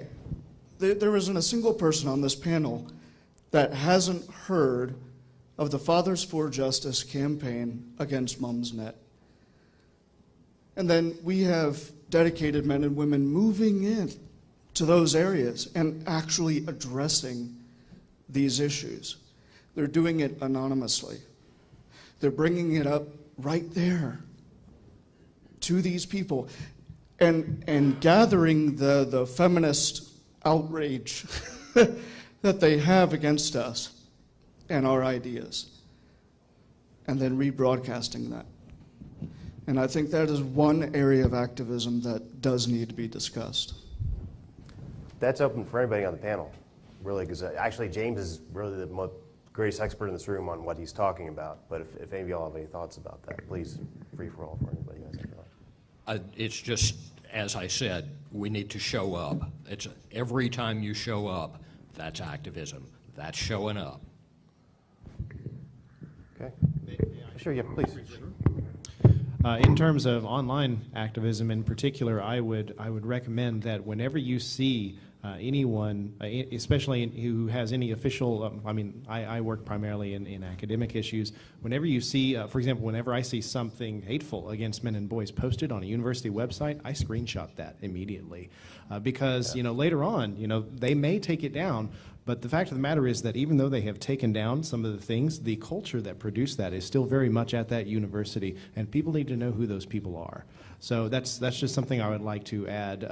I really like James's work. James Huff, standing over there, who brought the question. He is the infamous Agent Orange, and who he exposed a lot of.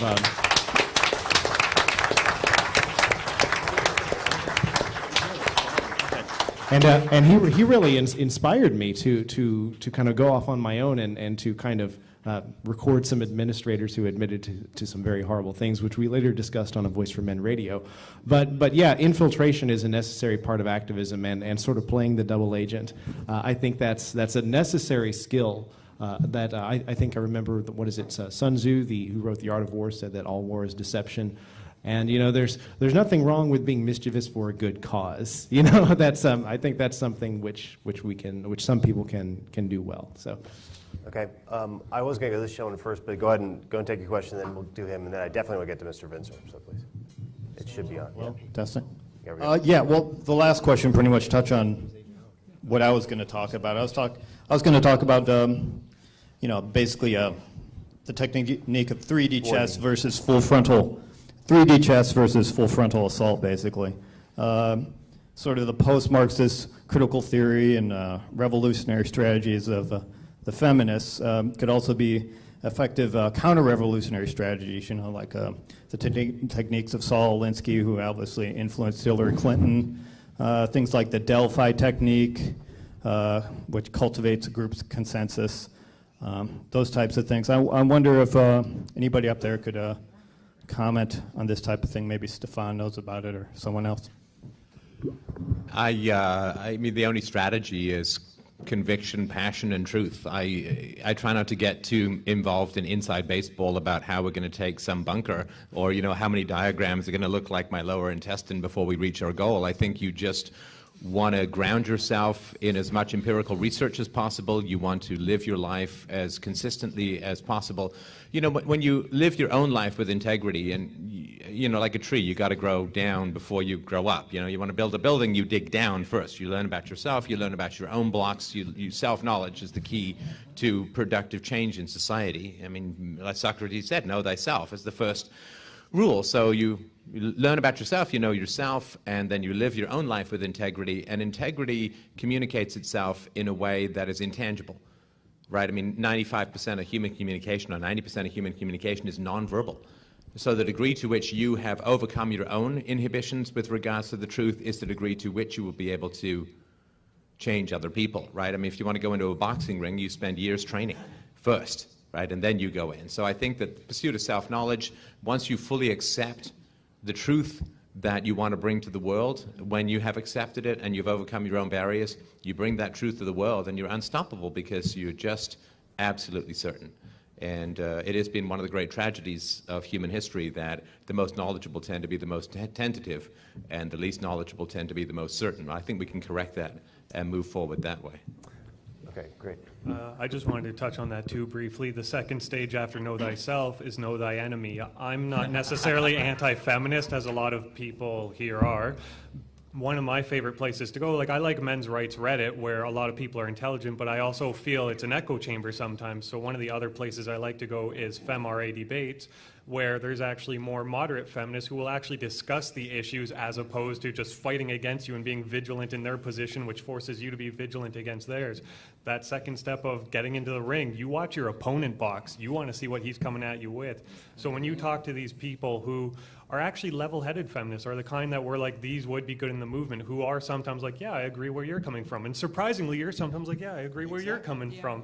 And when we start to foster these mutual communications, which is a lot closer to what Warren Farrell has always talked about, we actually start to come closer to an ideal that both sides can agree on and fuck the radicals, push them to the sides. Okay, that's very good. Chris Miller, please. Hi, Gunther Schad is my name. A lot of this legislative activism is necessarily local, but the evil empire that I was inspired by Aaron Pizzi yesterday saying we need to fight the evil empire. That evil empire is a global evil empire, and we're the International Conference on Men's Issues.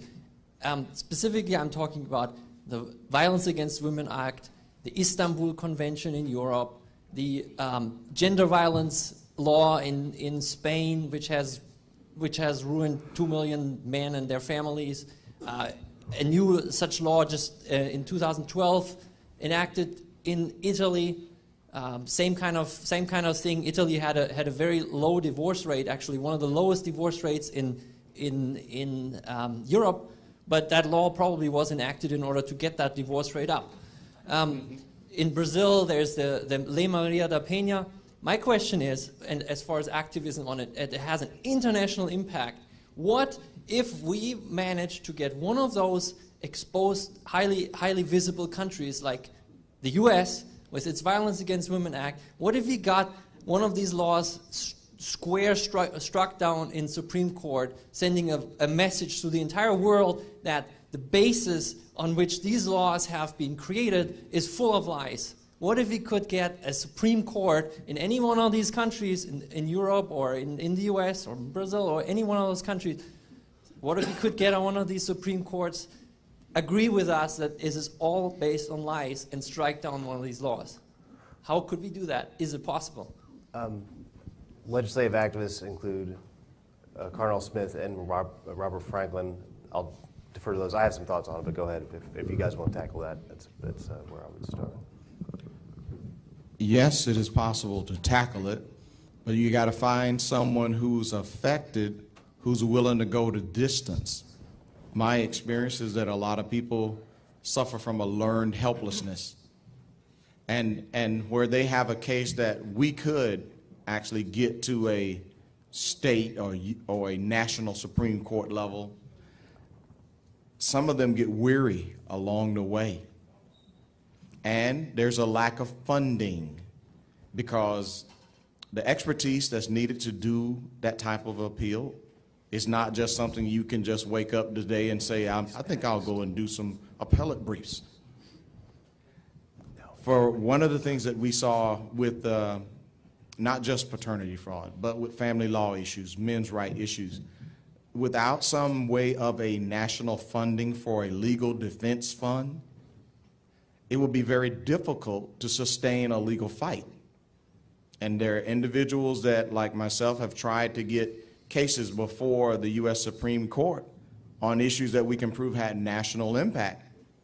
In the United States, a large part of family law is no longer under a constitutionally protected right to an appeal. So when you find out that your cases are under discretionary appeal and the court can make the decision regardless of merit that your case will not be heard, you can only really do, in my opinion, something else. As I also pushed my own case to the U.S. Supreme Court, my goal wasn't because of me. I thought I had it made because I could afford to fight. I was looking out for the people who could not put up the money to make the fight, but at the same time, work with media to publicize the issues on a national level. Sometimes we have people who cannot go the distance.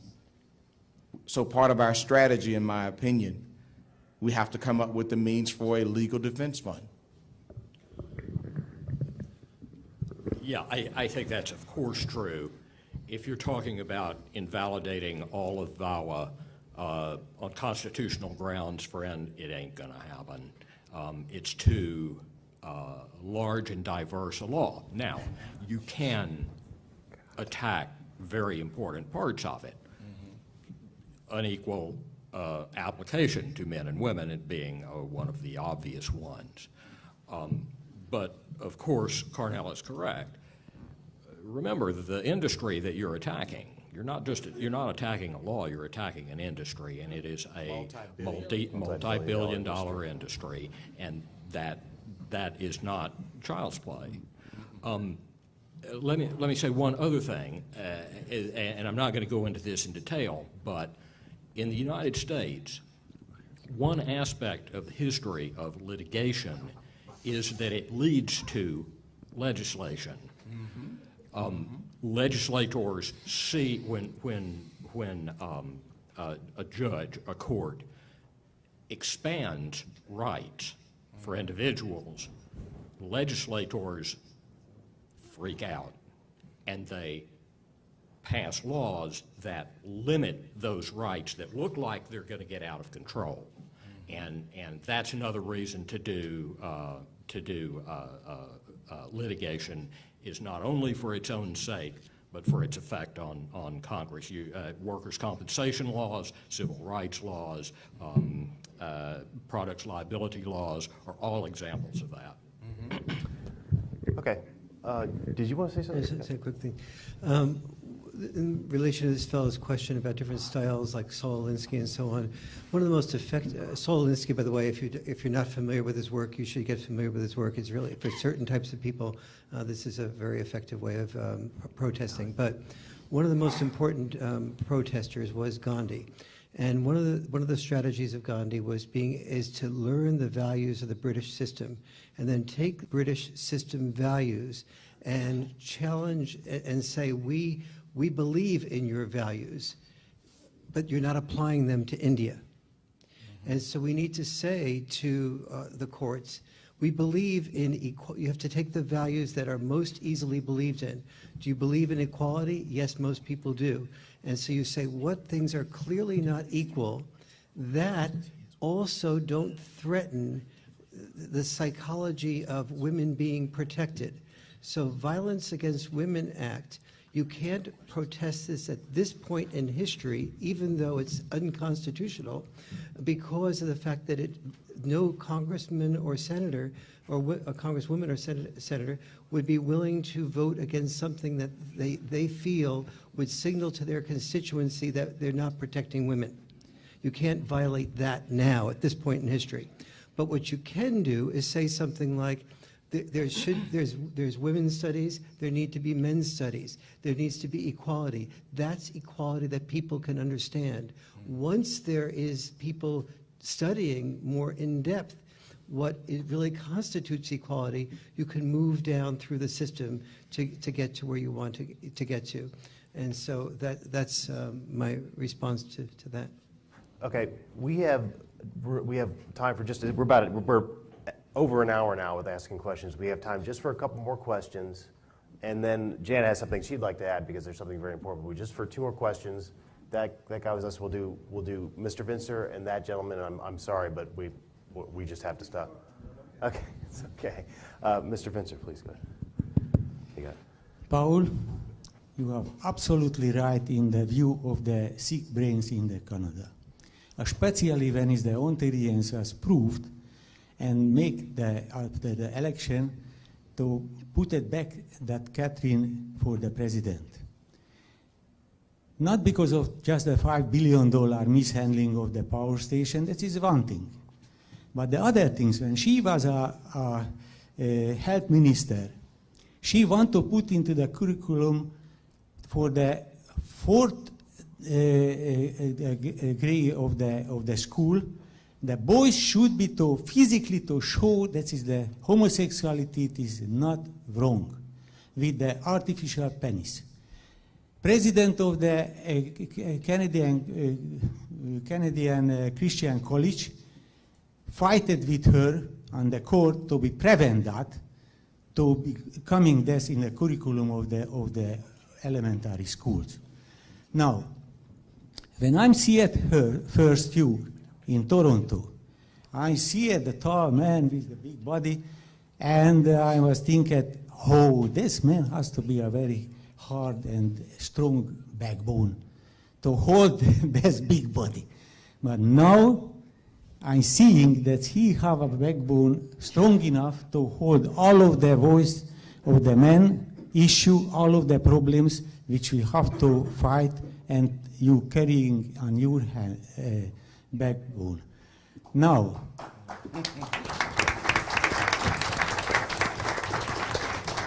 always we need a conductor, because without conductor is the orchestra not playing well.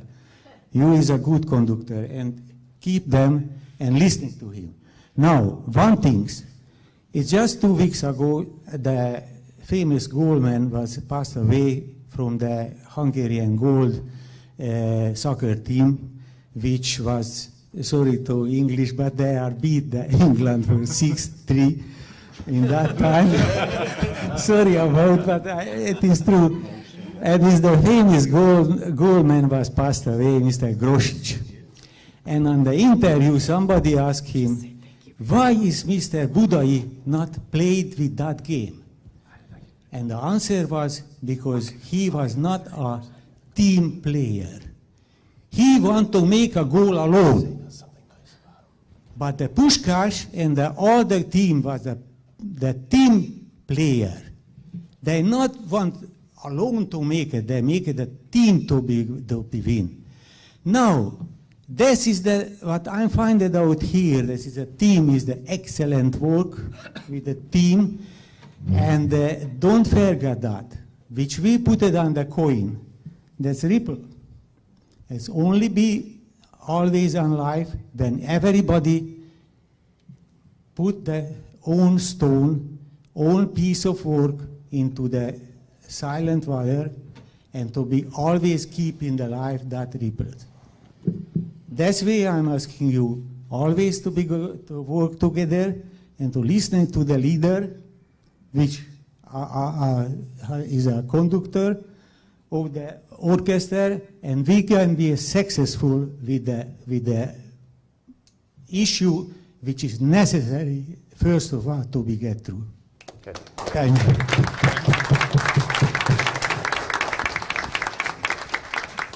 There's one. I do have one guy back here I want to get to.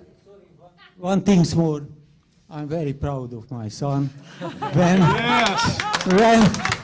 he became the member and the supporter of the Voice of Man, and also as a Canadian multi-charity service, also behind of him, and we working together.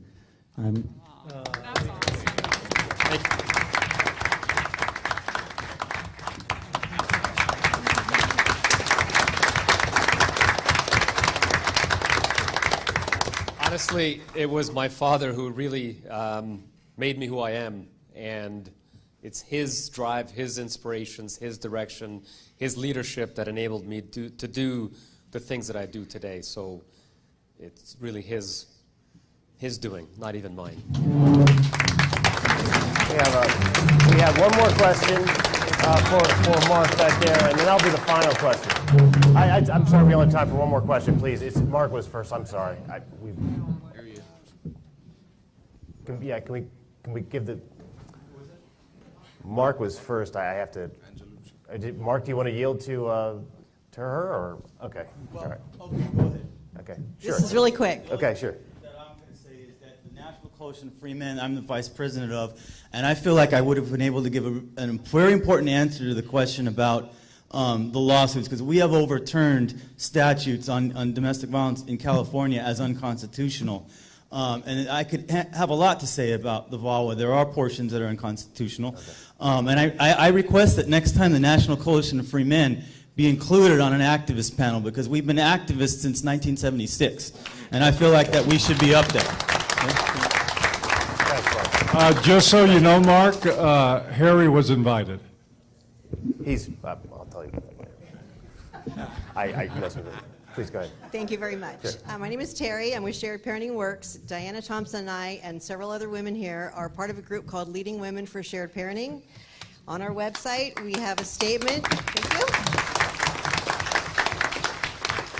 On our website, we have a statement in support of shared parenting, and I'd like to invite every single woman here to go to the website, lw4sp.org, to sign the statement.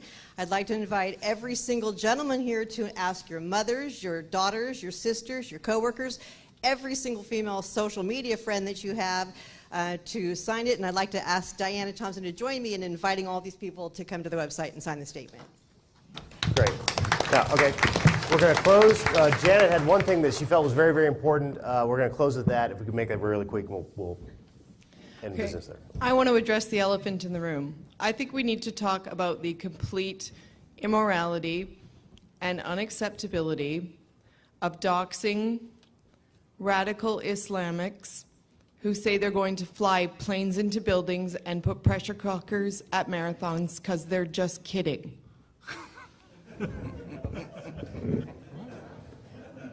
Okay. No, I want to continue. Okay. I had the very great pleasure of reading through Agent Orange's files that he collected from the RadFem Hub. And just from memory, he said he collected screen caps of things like men should be killed, their carcasses flayed and boiled for glue. They should be stabbed. They should be shot. They should be aborted at birth. We should consider developing a virus to exterminate them. Perhaps we could keep them in cages. Just maintain 10% of the population as sperm donors. Yes, we exposed their identity. I think you need to be held accountable when you engage in hate speech like that. What do we need to happen before it becomes okay to reveal the identities of hate mongers? Yes, we dox people. And yes, radical feminists should be afraid. If you are going to go into chat forums and advocate for the extermination of half of humanity, you're going to answer for it. Okay. Paul has some closing remarks, and then we will end the show. This is somewhat of a moment of sadness. I hate to see this one end, but I'm already looking forward to the next one. Again, I can't thank the AVFM staff enough. I feel like I have a load of karmic debt on my back from so many volunteers sacrificing so much so that you could all be comfortable and so that this conference would work. So could I ask for one more round of applause for folks?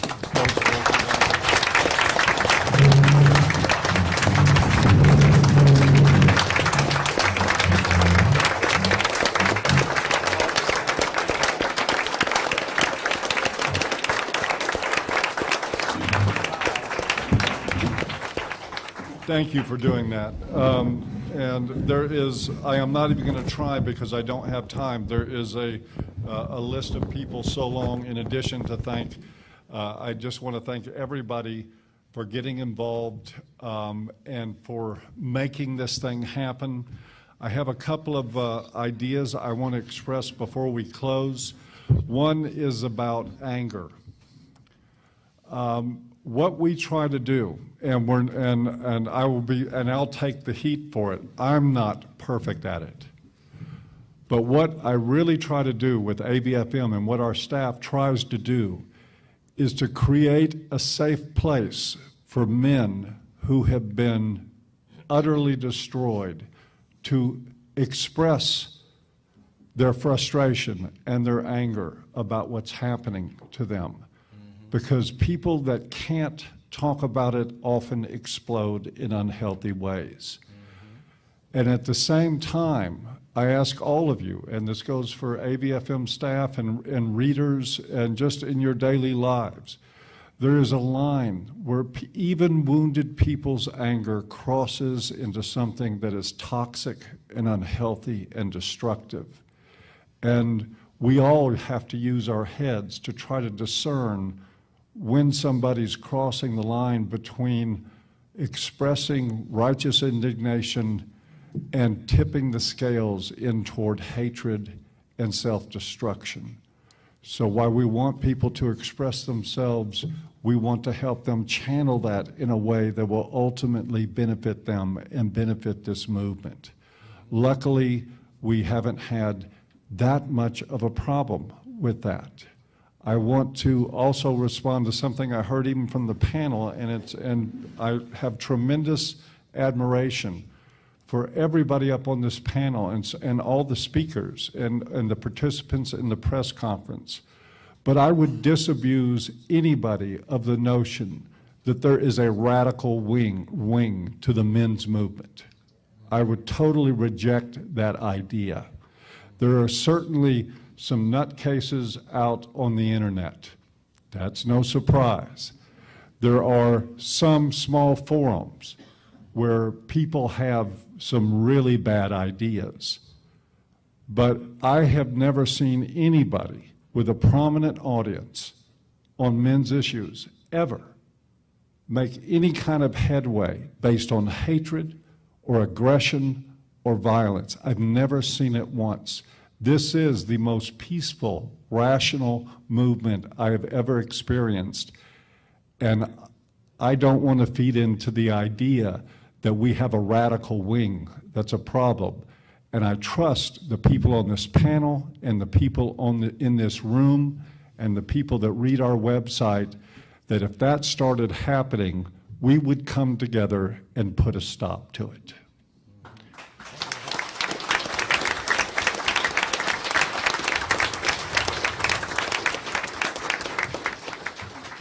And in closing, I just really want to thank all of you again for attending. And I want to ask you to think as you leave here today, who can you bring with you next year? We want 750 people in attendance at the next International Conference on Men's Issues. We want to double the size and a little more of the people that attended here. This is how we're going to grow, by getting together. We're going to go out and I went like an old man, went back to my hotel and slept last night so that I wouldn't fall asleep at this table during this talk, and I'm glad I did. But I've had my 5 hours of sleep, and I'm ready to have some fun. Dr. T, did you, there's a... yes, hold on. I don't have, if everybody has a smartphone.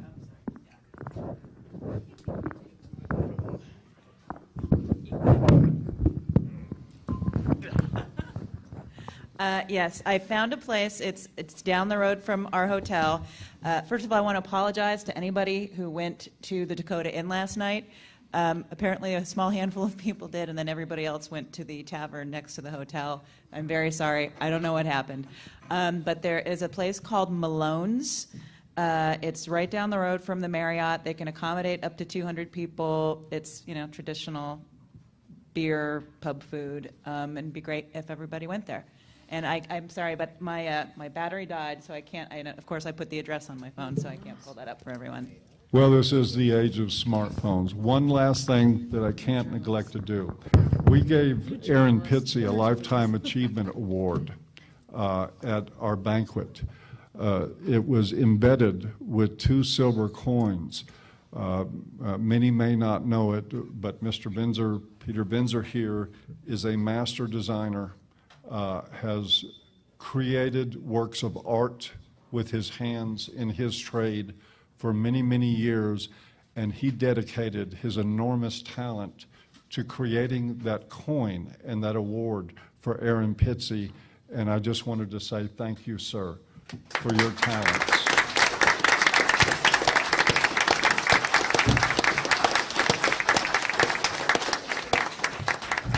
See you guys next year.